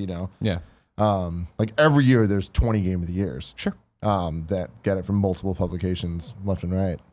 Going forward the rest of the year, is there anything that we think is actually gonna be in that conversation? Yeah, Red Dead. So we got Red Dead, Spider-Man. Spider-Man. Things gonna be in there. Mm-hmm. Where do you guys think Spider-Man is going to land? Metacritic wise, Yeah. I think it's going to be like an 8.5 to a 9. I don't think it's going to be this perfect game. I think people will see certain flaws in it. Whether I don't know what the flaws might be to them, but in my experience, I didn't love the combat in some moments. But I think it's going to be around an 8.5 to 9. I don't see it going lower than an 8.5. I think it'll be in the 8s. Yeah. I'm hoping for a 9, man. You're gonna get 9s. You're definitely gonna get 9s. I'm just talking about Metacritic wise, right? Like I'm gonna be really fascinated to see if it just crushes the way we all hope it does. You know what I mean? Like I don't think it's going to be bad in any part of its gameplay. Like I don't think like when we think about like Game of the Years or like these incredible games, there's always one thing you can point to that wasn't as good, except for God of War, in my opinion. But like in Spider-Man, I don't think that there's going to be like, oh, it was great, but this was terrible. Like I think all of it across the board is either going to be really good or fucking fantastic. Is there any chance it gets a 10? Yeah, I think so. IGN. Yeah. You've played more than me. You know what I mean? And I mean that's not you tipping your hat to. I don't think so, but I think, a 10 from who? Like, I mean, people will give it 10s. Yeah. Yeah, exactly. Yeah, I just don't know. big players in the game, not like people. not Everybody these small gives something fries. a 10. Yeah. What I think is going to hurt it in a Tens lot of consequence. What I think will hurt it in a lot of different things is something I noticed early on before I got my hands on the stakes. It was that watching the demos of them bouncing around the construction site, fighting all the people, using the web grenade, using the different things. It was cool and it looked good and I couldn't wait to play it. But rose-colored glasses, it looks like if I was to think of what a Spider-Man game would look like, it looks like what a Spider-Man game would look like, if that makes sense, right? I feel like it looks like the way I remember all the Spider-Man games I played before it on PS3 to PS2 to PS1. Well, not PS1, but you know what I mean? Looking in terms of that being what the combat is. And so when you play it, which I've done in preview periods and stuff, obviously, and at hands-ons, I feel plays really well. Feels really great. I thought that was Spider-Man for a second. It does all these different things, and it isn't. You can tell there's these updates, but I just feel, I don't know. I feel like the bar is already set so high for it. Everyone's already expecting it to be so good that you already start to worry, are people going to come in and have lowered or not meet those expectations of it? And so it really, for me, comes down to I think the gameplay they've got down dead to rights, right? We've talked about it before when we'll see a cutscene or something from the early stuff that we've seen. It's like, okay, cool. Like that didn't look great, or like it looks like there's a lot of empty space over there. Stuff like little things that I don't think are, oh my God, that doesn't look like a Naughty Dog game, so fucking tank it. Right, I just think it's going to be a thing of you play it and it's like, maybe this is a really great 8 game. Maybe this is a great game and it's a high 8, but it's not breaking through that level like God of War did this year, where I, for me at least, really got out there and changed stuff. But I hope that I'm wrong. When Andy told me all the stuff he told me in the thing that's up right now, the Gamescast special, right? I was just like, yeah, I can't fucking wait to play this game. Like, you know what I mean? Like, you're saying all the right things right now that make me want to get out there and just fucking get lost when I get this thing and swing around. But I don't know how it'll shake out. Like, it'll be interesting to see if it can break through and do, get out there. Because even think of it this way, like, Arkham Asylum, right, caught everyone so off guard. And I'm talking about me at my first preview of Arkham Asylum till even reviewing it, where when I reviewed it and I was like, guys, this game's a 9+. And people were like, really? This fucking licensed Batman game? And it's like, no. It's amazing. Spider-Man doesn't have right now the benefit of surprise. Like everyone's expecting this to be the Arkham for Spider-Man, where it's going to come out and fucking kill. So they have to, and I'm not saying that Insomniac's not up to it. Brian and the team and Bill and everybody at Marvel Games, amazing people. Full disclosure, I did the Hall H panel. I think that they are up to the task. It's just a Herculean effort of like, cool, you've got to catch people off guard with the story. You've got to have them hooked there. The gameplay's got to be going. You can't have the camera getting stuck in walls. Well, you do. You got to all eyes are going to be on this in the same way I think all eyes were on WB Montreal to fucking make Arkham Origins amazing. I mean, I think God of War faced the same type of thing, though. Everybody expected The Last of Us of God of War. And the thing was, they just succeeded and they gave it to us. You know what I mean? See, I think it was. I think that again worked to their benefit. Where I think, oh, it's Dad of War. Oh, it's The Last of Us. Blah blah. Blah, when it really wasn't. Don't get me wrong. Quality wise is what I meant. Not Quality wise, sure, but even then, I think you had a different thing where you were coming at an IP that people were burned out on, and not everybody, but a lot of people were burned out on. They're like, another God of War, right? And so we saw the early previews. And you're like, This is different. this doesn't look like that. You know what I mean? And like, this looks like, I'm getting interested. You're saying the right things, but are you really going to deliver? Are you really going to make Kratos an interesting story and interesting character? Mm-hmm. And then to get there and be like, holy shit, you went above and beyond and did it, right? Like, that's not how people feel about Spider-Man right now.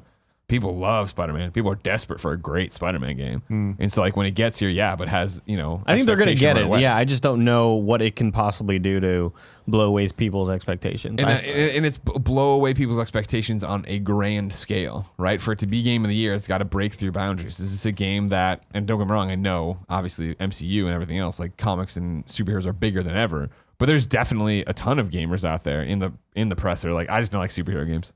It's like, are they going to play it? Are they going to give it a shot? If they see it and they're like, oh, it is just Arkham with Spider-Man, who knows? Mm-hmm. I Red can't Dead fucking wait. Redemption I can't 2. fucking wait. Yeah, it's so close. Spider-Man's so close. That's the thing. Yeah, is like, it's I wish I could ridiculous. just play it and have all We're the now answers in for you on August. this. Oh my God. Mere weeks away on the show, we'll have all these answers where I can tell you if it's a game of the year contender or not.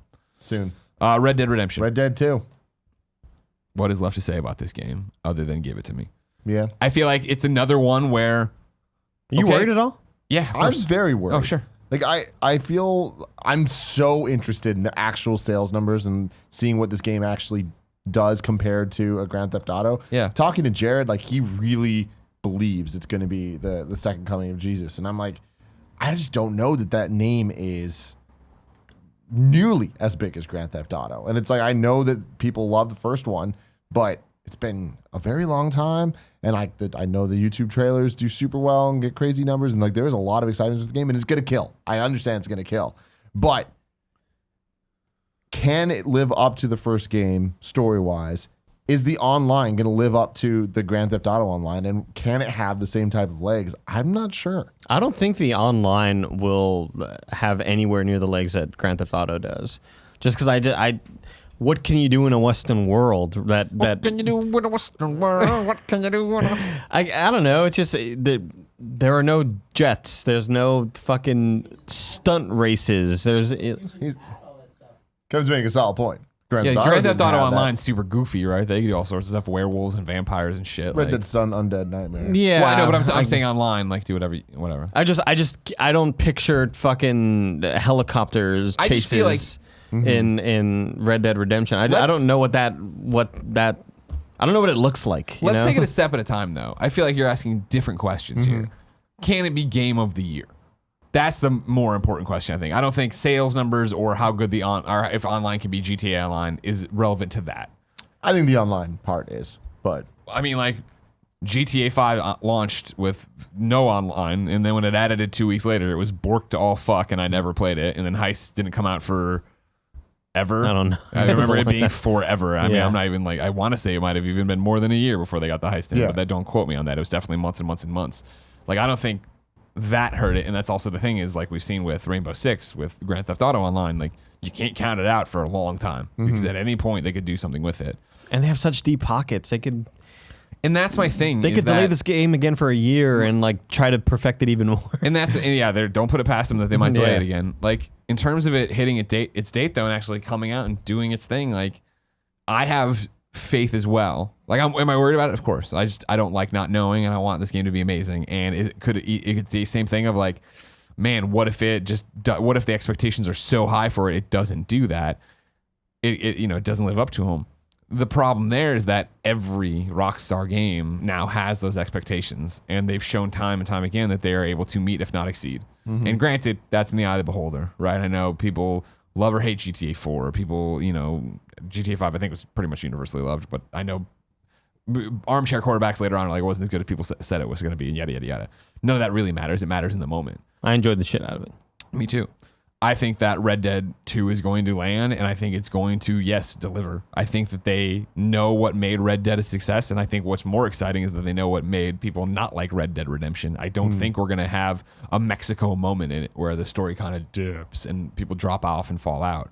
It's very similar to me, honestly, with Spider-Man in terms of the same coin, where I feel like what'll hold Spider-Man back from being a perfect 10, a game of the year, a universally, oh, this is a 9.5, we love this fucking game, is the fact that it's Insomniac's first Spider-Man game, which means they're going to make mistakes that I don't know what those mistakes are and I haven't seen them, but they're going to make mistakes, whether it's how many side missions are, the downtime between this, waiting for this thing to pop. There's going to be something in there that people are like, I didn't like that part of it. I wish that didn't exist, especially in a giant open world game, right? Because even Arkham, I would say, Asylum, didn't really suffer from that kind of thing. But Arkham Asylum was you're on an island in a building pretty much. Like, you know, it's Metroidy and you're going to go back and do it. I feel like Red Dead is learned from its mistakes. Rockstar has the money to toss at this to make it good, to delay it as much as they want it to be delayed. To hire as many people. And I think it's similar into the Spider-Man situation of like, people are going to want to love it. And like seriously, what am I looking forward to right now as I think of Red Dead Redemption 2? I'm thinking of me on my horse riding up onto a ridge as the sun sets and it being beautiful, and me hunting this thing and gathering these flowers and seeing my checklist of shit to do, right? In the same way, like, what do I think of for Spider-Man and like why I can't wait? I want to swing around and collect every goddamn collectible in that game, and I want to get the coolest suit immediately. Like, everything will be on once it's all exposed how to do this and how to get that. Everything's on hold for me. Like, that is a game where I definitely want to meet the review embargo. That PlayStation 4 is definitely going to travel with me whenever we get it, but it is going to be a game that I refuse to rush, where it is like, cool, I'm doing every fucking side piece before I ever before I have to do anything. And that's what I want from Red Dead. And it is that Red Dead understands, the Rockstar devs understand what that world is and what I want out of that. And I think they're going to hit it.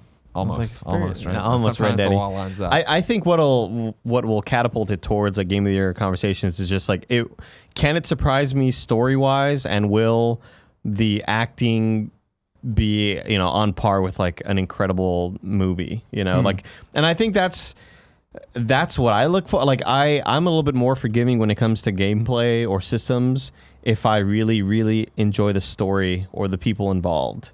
I'm a little bit more forgiving. So like, again, I didn't love the way The Last of Us played. I didn't love the combat. I never looked forward to getting into combat, but the story and the acting was so fucking good that it sort of made me not care that I didn't love the combat. What are you doing? I'm making notes to talk about games I want to talk about. Okay, cool. But yeah, for Red Dead, what do you think? I'm taking like a performance review of you? Fuck, didn't like The Last of Us gameplay. Call Neil Druckmann. Yeah, cancel Andy Cortez. For Red Dead or for Spider-Man, like if it has moments that really shock me or make me cry or make me emotional or blow my mind, like I'm looking for stuff that kind of like Game of Thrones level style twists and things like that. I think because just playing Spider-Man for as much as I did, I know the gameplay is there. I think people get that from just the demos they've done. Like they're stuff. That's already like an A+ S rank. Like, don't even fucking worry about that portion of the game. But can it deliver with story and acting? And shit to kind of like, holy shit, did you? Oh my, I would have never believed. Where are you at in the story right now? Like, oh my that's god, wait till you do this next thing. Wait to see this fight. And that's why, like, you know, as imperfect as BioShock Infinite was, getting to the ending is what like fucking catapulted that game for me, because it's like this is such a Christopher Nolan type moment in a video game that I love to see in games that are like, you know, obviously Christopher Nolan's movies are, you know, you can't really reach that level, but seeing that sort of things in games kind of blows me away. Yeah. Do you think there's any chance that Red Dead beats out God of War for you guys? Yeah. I mean, I don't think, I mean, I'm not saying it will, but is there a chance? Sure. Like, you know what I mean? It's the same thing we're talking about of just like, they know what they're doing. You know what I mean? And they know how to step up and meet those expectations. Sure, they could fail. They could miss the mark. It could be a million different things, but I don't foresee that happening. If it is just I'm excited for Red Dead in the same way I'm excited for Spidey. If I just want to exist in that world, you know what I mean? I just want to live there and see what it's like and walk through the towns. And you know, it's been so long since we've had a Red Dead. It's been so long since we've had a great Western game. It's riding not on the coattails of, but it is in the same movement of Westworld and all this stuff where people are watching that, getting them hyped for that. You know, like, yeah, I think if you get in there and the story's fucking great and the gameplay's fucking great and the world's interesting to explore. Right? Like, did you ever play Red Dead Redemption? Mm-hmm. Like, fucking the stranger. I'm like, what is he talking about? Wait, what's going on? Like, you know, John's story in general, that ending, the epilogue, there's so many great moments in Red Dead, and there's the one of me shooting that old man, right? That I was talking about as like one of my defining, like, holy shit, video games. Like, I just want another holy shit video games moment in that or Spider-Man or wherever. The big Nintendo game this year, Super Smash Brothers Ultimate. You know, Smash Bros. Wii U was my game of the year that year that it came out. I forgot what it was, 2013, I want to say. Maybe it was 2014. No, it was 2014. It was the year before we left IGN. And I thought that game did so much right, and it was just, there was so much content in it. I don't know that this one can do, I mean, definitely I don't think it can beat God of War for me personally, even though Smash is my favorite franchise. I don't know what it could add that would give it that like oomph that's not just, hell, this might be the perfect version of this game. That's the thing I feel. And I'm not taking away from it. I know it's not a port. I know all these different things. I think that game's going to come out and everybody's going to love it, and it'll get a lot of respectful nods of you're on the top 5 for game of the year, but I don't think it's going to win game of the year because I just think it is, holy shit, it's the perfect Smash. What it's can everything it do to we've surprise wanted. you? It's what we've all wanted from it. I think it'll be on the top of a lot of the Switch game of the year list, but in terms of game of the year overall, I think it's doubtful. The one thing that they can do is add a lot of killer single player content to the game. Sure. And I'm not talking about Subspace Emissary, like story mode stuff. Like, I don't need that. But like classic mode, if there's an adventure mode, like the event modes, like I want there to be a lot of content that is fun to play through as multiple characters in the single player that feels worthwhile and not just like tacked on stuff. I feel like even Smash Wii U had a lot of just tacked on modes because they're like, just more. And it's like, it's not good. Don't do the more, do the right. The World Tour thing they had, that fucking sucked. Smash Run on 3DS felt super half-baked and was kind of fun, but like it should have been much better. What was Smash Run? I don't remember that. Smash Run is like, it was like a 5-minute, it was the single player mode in the 3DS game where you're in this giant maze that is semi-inspired by some of the video games in Nintendo, but otherwise it's just generic Smash bullshit. And you go through this maze collecting a bunch of power-ups and items, and then at the end of the 5 minutes you have to face off and fight a bunch of people, and like your character's powered up. Like, it's like RPG elements kind of to Smash. And it's like everywhere. Some of it's cool, but it's like that's not what Smash is about. So why are you adding all this shit that's not fleshed out? Yeah. I feel like the challenge they have is like how to keep this fresh. Mm-hmm. And I know it's going to be fresh enough for like huge Smash fans because they're just getting the thing that they want. Mm-hmm. But yeah, I wonder what sort of things they could add. Let's workshop right now, Tim. I hope they're listening to us right now. Yeah, I really do too. Fuck, we gotta get working on this game. I think it's a keep it simple type situation. You look back to Melee, like they had classic mode, which is just go through arcade mode, right? Yeah. But the levels were themed and they were always the same, no matter what character you played. Like, you knew the order you were going to face the different opponents, and I feel like that there was thought behind it. Whereas in the later games, it was kind of just like a mishmash, random stuff of now you're fighting. It's 8-player Smash. Now you're doing all. It's like, oh man, this is like getting away from the core of what this should be. But they added a lot of great things like break the targets and board the platforms and like these modes where every single character had challenges that were smartly designed around that character. Once Brawl happened, all the break the targets and board the platforms. Board the platforms wasn't even in it, but break the targets there was 5 different break the targets that were the same for every character, and that sucks. Yeah, you know, it just feels like more, not better. Right. And I am a little concerned. I think that the single player content in this game, I think they're just going to bring back the World Tour shit or Smash Tour from Wii U, and I think they're going to bring back Smash Run, and I don't think either are going to be very good. But if I'm wrong, that could be the thing that at least gets it higher in the conversation for me. Is there anything we're missing? Yeah, a whole bunch of stuff that I don't know. I'm not going to say if I personally think it deserves on the list, but I'm sure people are shouting it out. You all can take your shots. You mentioned Detroit. We didn't put it on the actual list. Do you think Detroit, Tim, deserves to be in the running for Game of the Year? I think it'll be in the list.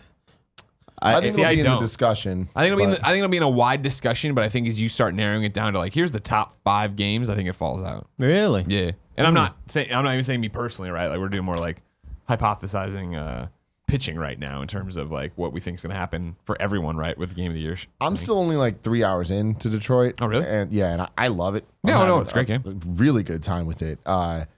And I feel like it's a very high quality game. Yeah. Like, and I think that it just kind of came out at a time that it felt like it kind of looked over.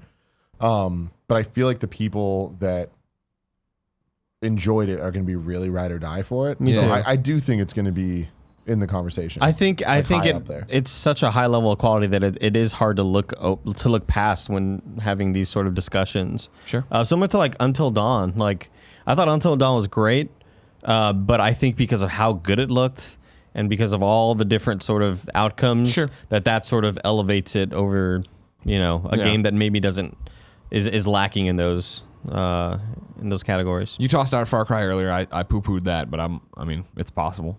I guess. But I'm like, right now, it's like a top 10 list, I guess, right? We have 8 games here. We've said Monster Hunter World, God of War, Celeste, Fortnite's got a question mark. Probably won't be there. But I am saying somebody will give it away. I mean, I think it's in the conversation for sure. Red Dead Redemption, Spidey, Smash, Detroit.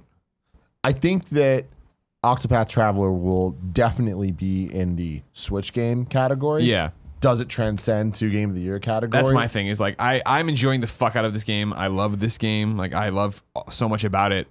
I don't think it's Game of the Year. I think it's just a really fucking awesome game, but I don't think it like pushes the boundaries of what gaming is, and it's just a cool throwback JRPG, and maybe for me now at a detriment if I have to go grind a lot more than I thought I would. But I think it'll be on people's list, but I don't think it'll get the overall nods.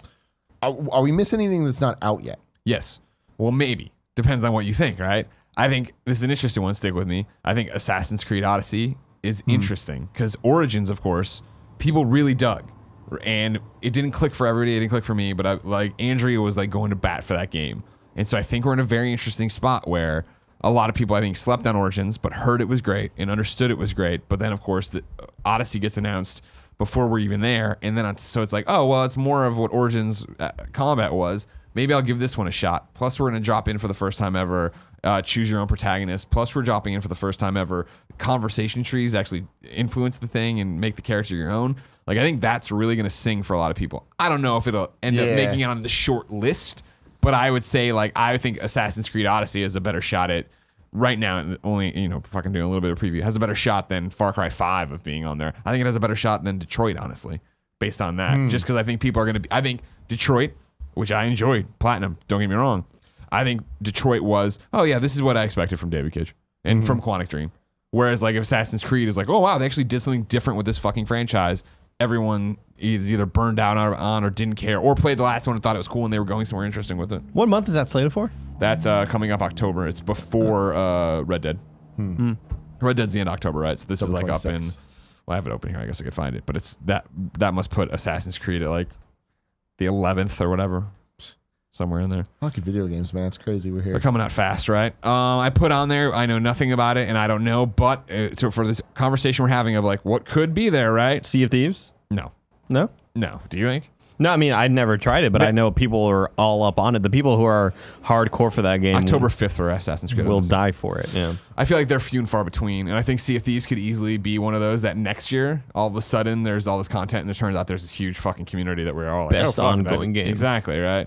I was gonna say Fallout 76. Don't know anything about it. Interesting. I still don't think it looks like it's for me, but if it comes out and it is a fucking multiplayer Fallout and everybody's fucking crazy about it, okay, that could actually do something, right? Another conversation similar to Fortnite, right? What about this No Man's Sky next?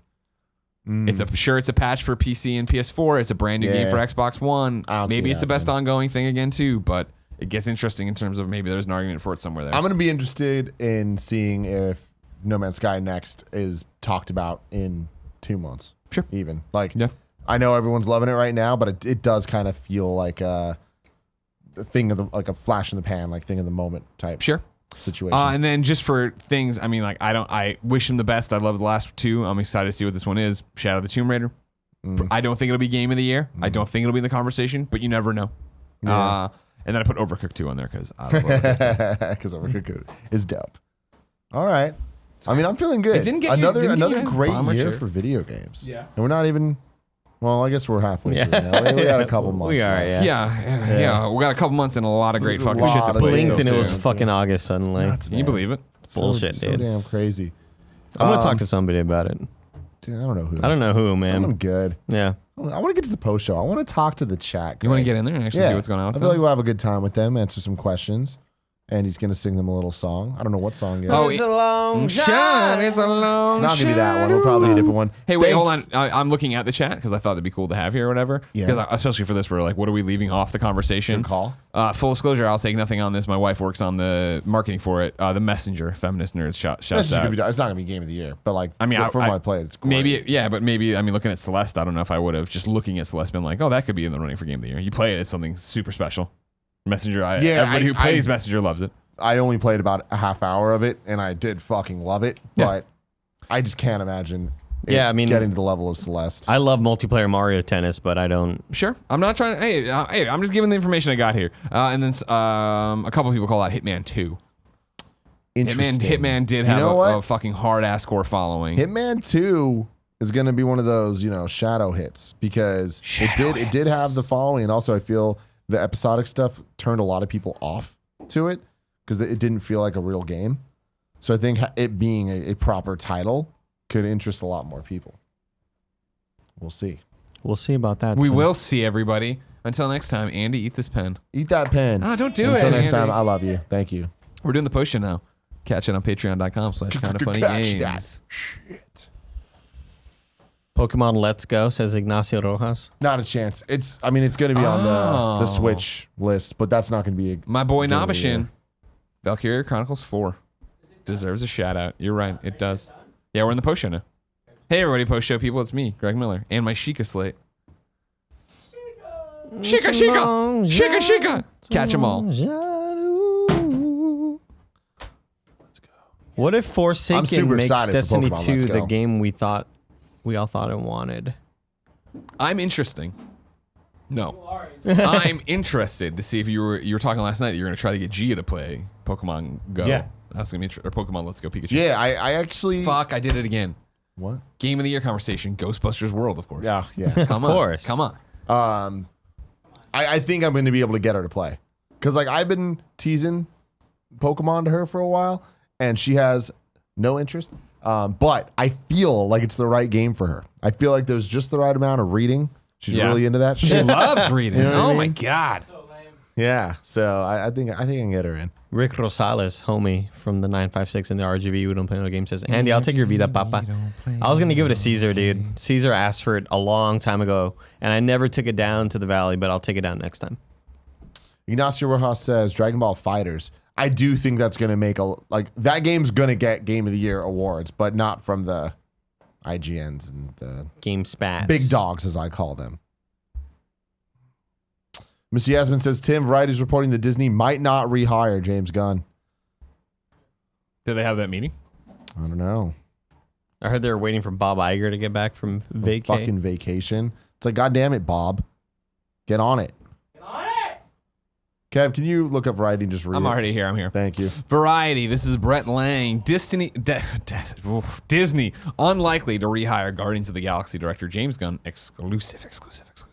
Despite a cast letter asking for James Gunn to be reinstated as the director of Guardians of the Galaxy Volume 3, Walt Disney Studios is currently not planning on rehiring the filmmaker whom it recently fired after a series of offensive tweets surfaced, according to multiple people familiar with the studio's current thinking. The feeling with both Disney and Marvel is that the dozens of so-called jokes that Gunn made about pedophilia and rape are unacceptable in the Me Too era and are not in line with Disney's family-friendly image. The studio recognized that Guardians cast members such as Chris Pratt and Zoe Saldana stopped short of threatening to quit the series, but there is widespread belief that the actors will show up for future installments regardless of their personal feelings about Gunn. For one thing, most are under contract and would face legal action Yeah. if they opted out of a sequel. Still, the public endorsement of the director was notable for its Vociferous. thank you very much support. So yeah, then it just goes on, but that's the long and short of it. Vociferous, yeah. Whoa. Mr. Yasman says, Tim, you see the Eeyore plush I tweeted you? No, I didn't. Adam Neely, have y'all played Flipping Death? I've been interested in it since the Nitty's presentation earlier this year. I did play it at GDC. I just got a code for it for Switch. It's on my Switch now. Hopefully I get to play it and talk about it later. But from what I saw, I really thought it was a very humorous game, clever mechanics. What is Flipping Death? Flipping Death is the one where you die and you believe you should not be dead, and so you go to Death to complain, and Death thinks that you're the temp set so he can go on vacation. So he gives you the sickle and the cloak and bounces. So now you're Death. And so it's 2D, right? And it's like papercraft almost, think of like moving along it, right? And you're talking to other ghosts or other dead people and stuff. And they have missions for you basically. And so what it is that you can see, it's like almost translucent, the background. So you can see to the other side and like see other things moving. And that's our world. And so basically you can jump in and it flips. And then you're now controlling a person in the real world to try to complete the action for the person over in the dead world and hop back in it. But it reminds me a lot of Deathspank. If you ever played or ever saw that or played that, whereas it's really about the writing humor and what it is, not gameplay wise at all, but more of like the humor it's bringing to the game. Seemed really cool. You ever played Death Junior? I did on PSP. You kidding me? You ever read the PSP Death Junior tie-in comics? I did not. They were like, Death let's make Junior, an IP out of Death Junior. Death Junior was the first PSP game ever shown. It was the first gameplay footage we ever saw. that. And I remember being blown the fuck away where I'm like, that's a 3D game on a handheld. Yeah. What fucking world are we living in? I'll never forget when I heard that the PSP was a quad-core processor. Or the Vita. It's like, you put a quad-core in here? You crazy motherfuckers. damn. Motherfuckers putting quad cores. I remember all working at over. Best Buy when I first got hired, like in 08 or 09, and they're like, dude, the next iPhone's going to be dual-core. It's like, shut the fuck up. No, that's impossible. It's impossible. I saw somebody asking about whether Forsaken will make Destiny the game that everybody wanted. I mean, again, I dropped out of Destiny kind of right after that first raid, but I still love the shit out of it. Like, I guess I just don't have the same problems everybody else has You're like, with the fix Destiny it! franchise. So Yeah, you're like fix it. You're like, "Ah." after beating the first raid, I was like, wow, it was fun as shit. I put in like, I don't know, 80 to 100 hours maybe. That was great. I'll wait for the next thing. And the next thing wasn't as great. What was the next Hive or no, Warmind? Yeah, Warmind. A lot of people didn't like that, but Yeah, I'm well, it's excited 'cause for they've Forsaken. been so clear of like, well, you know, the train had already left the station. This is the one that you're not gonna love, but the next one, I guess the one coming out, Forsaken, is the one that they got a lot of pointers from in the Destiny community. A lot of people who stream and a lot of people who are hardcore fans. They like invited them all up for the summit to like tell us what to do, what will make you all happy, you know.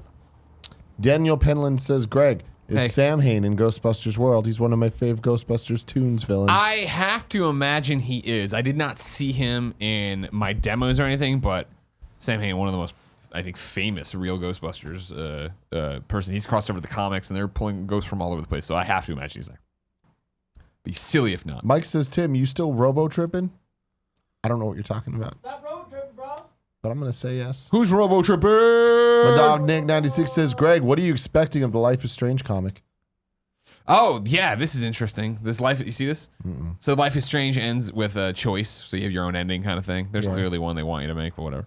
They're doing a comic that picks up after what I think most would call the negative, the wrong ending. They're doing a comic book of like what happens to the characters and stuff. I'm not expecting much, so I hope I'll be very excited by it. And he says, has the Spider-Man tie-in novel been giving a release date? It's supposed to be out before the game, so it's got to be quick. Let me get on that for you. Spider-Man. Oh yeah, yeah, crazy. I did a big old Red Bull. Video. Is Greg excited for the animated Super Pets movie, says Mr. Yasman 300? I mean, I'm excited. Sure. I mean, no, yes. I don't really care. No, you're not excited. No, I mean, it's an interesting idea. Is it? Yeah. Spider-Man Hostile Takeover will hit shelves on August 21st, just a few weeks before the release of the game. Ignacio Rojas says, Tim, you ever finished Digimon Try? I did not. I plan to finish it on my flight to London this year for RTX. I think I have like 8 more episodes left in My Hero Academia. Really? Yeah. What are you thinking? Is it worth it? Is Everybody it tells me I actually gotta good? watch it. It's entertaining and I'm really, really digging it, but at the end of the day, it's still anime, and it still has all of those anime things you don't like. Unless you're like a hardcore anime fan, like Cole Gallion from fucking nerd from RT. Hey, it's me, Cole Gallion, everybody. Want to trade pocket protectors? No, but I don't, like, you know, it still has a lot of those tropes that kind of like, why do you don't have to do that. It's 2018. We can get past this fucking the episode long waiting to get to the next thing. Like, you know, quit filling in shit. Fucking filling episodes. But I'm still like, I don't know. It's still enjoyable, but I expected it to be like fucking Cowboy Bebop 2.0. And it's just not that. Where did you Not come yet. down on Akira? You hate Akira, right? Yeah. I love Akira. Yeah, there you go. Then I can't trust your taste on anything. DH Cannon says, I tuned in late. Story Did you guys visuals. see only the first Spyro game is on the disc and the other two you have to download? I did Welcome see that. to the future. Fucking interesting. I mean, I don't know what that says, but I imagine we're getting a Switch version. I think that has a lot to do with that. Ignacio Rojas says, Tim, thoughts on Digimon Survive, the new game? Good Lord, that shit looks fucking awesome. I cannot wait for that shit. It's a strategy RPG, but it looks like the cartoon. Hell yeah. Mr. Bean 30392 says, I didn't realize you guys had 2 separate Patreons. I was like, where's the video? Sorry for the confusion. Thanks for finding it. Yes, 2 different Patreons. Follow the links we tweet. DH Canada says, is there a Flash super pet? What's his pet? I imagine a really fast hamster. Not to my knowledge. I mean, Gorilla Grodd is like one of his villains, so I mean, it's kind of close. I mean, sometimes I'm sure he's bested him and had him, you know, not be smart Gorilla Grodd and had it. I think the fact that Supergirl has a cat named Streaky kind of fucked Flash out of having a cool pet. And also, pets, come on, who needs them? In terms of superhero pets. You're not excited. Be honest about it. Hey, I'll see what's up. I like Crypto. I don't like him like Joey Esposito likes him. Fucking loves that guy. Syndrive says, hey guys, have you seen the Metal Gear Solid concept art for the movie? Yes. It looks dope. IGN posted this shit, and it looks in-fucking incredible. What does it look like? I would love to see that movie. Metal Gear. But it just kind of looks like fan art, right? Like, it's still awesome. Well, It's it's concept concept art, art. yeah. But I like it kind of looks like it's melding Sure. stuff together. That like aspects of the different Metal Gear eras. I'm into that shit. I thought that was just stuff that Jordan Vogt Roberts wanted people to. He had artists make just to make it. But is it planning the new movie? I didn't know. I don't believe it's. I thought it was just like, hey, this guy worked with me on Kong, and he did a lot of concept art for Kong.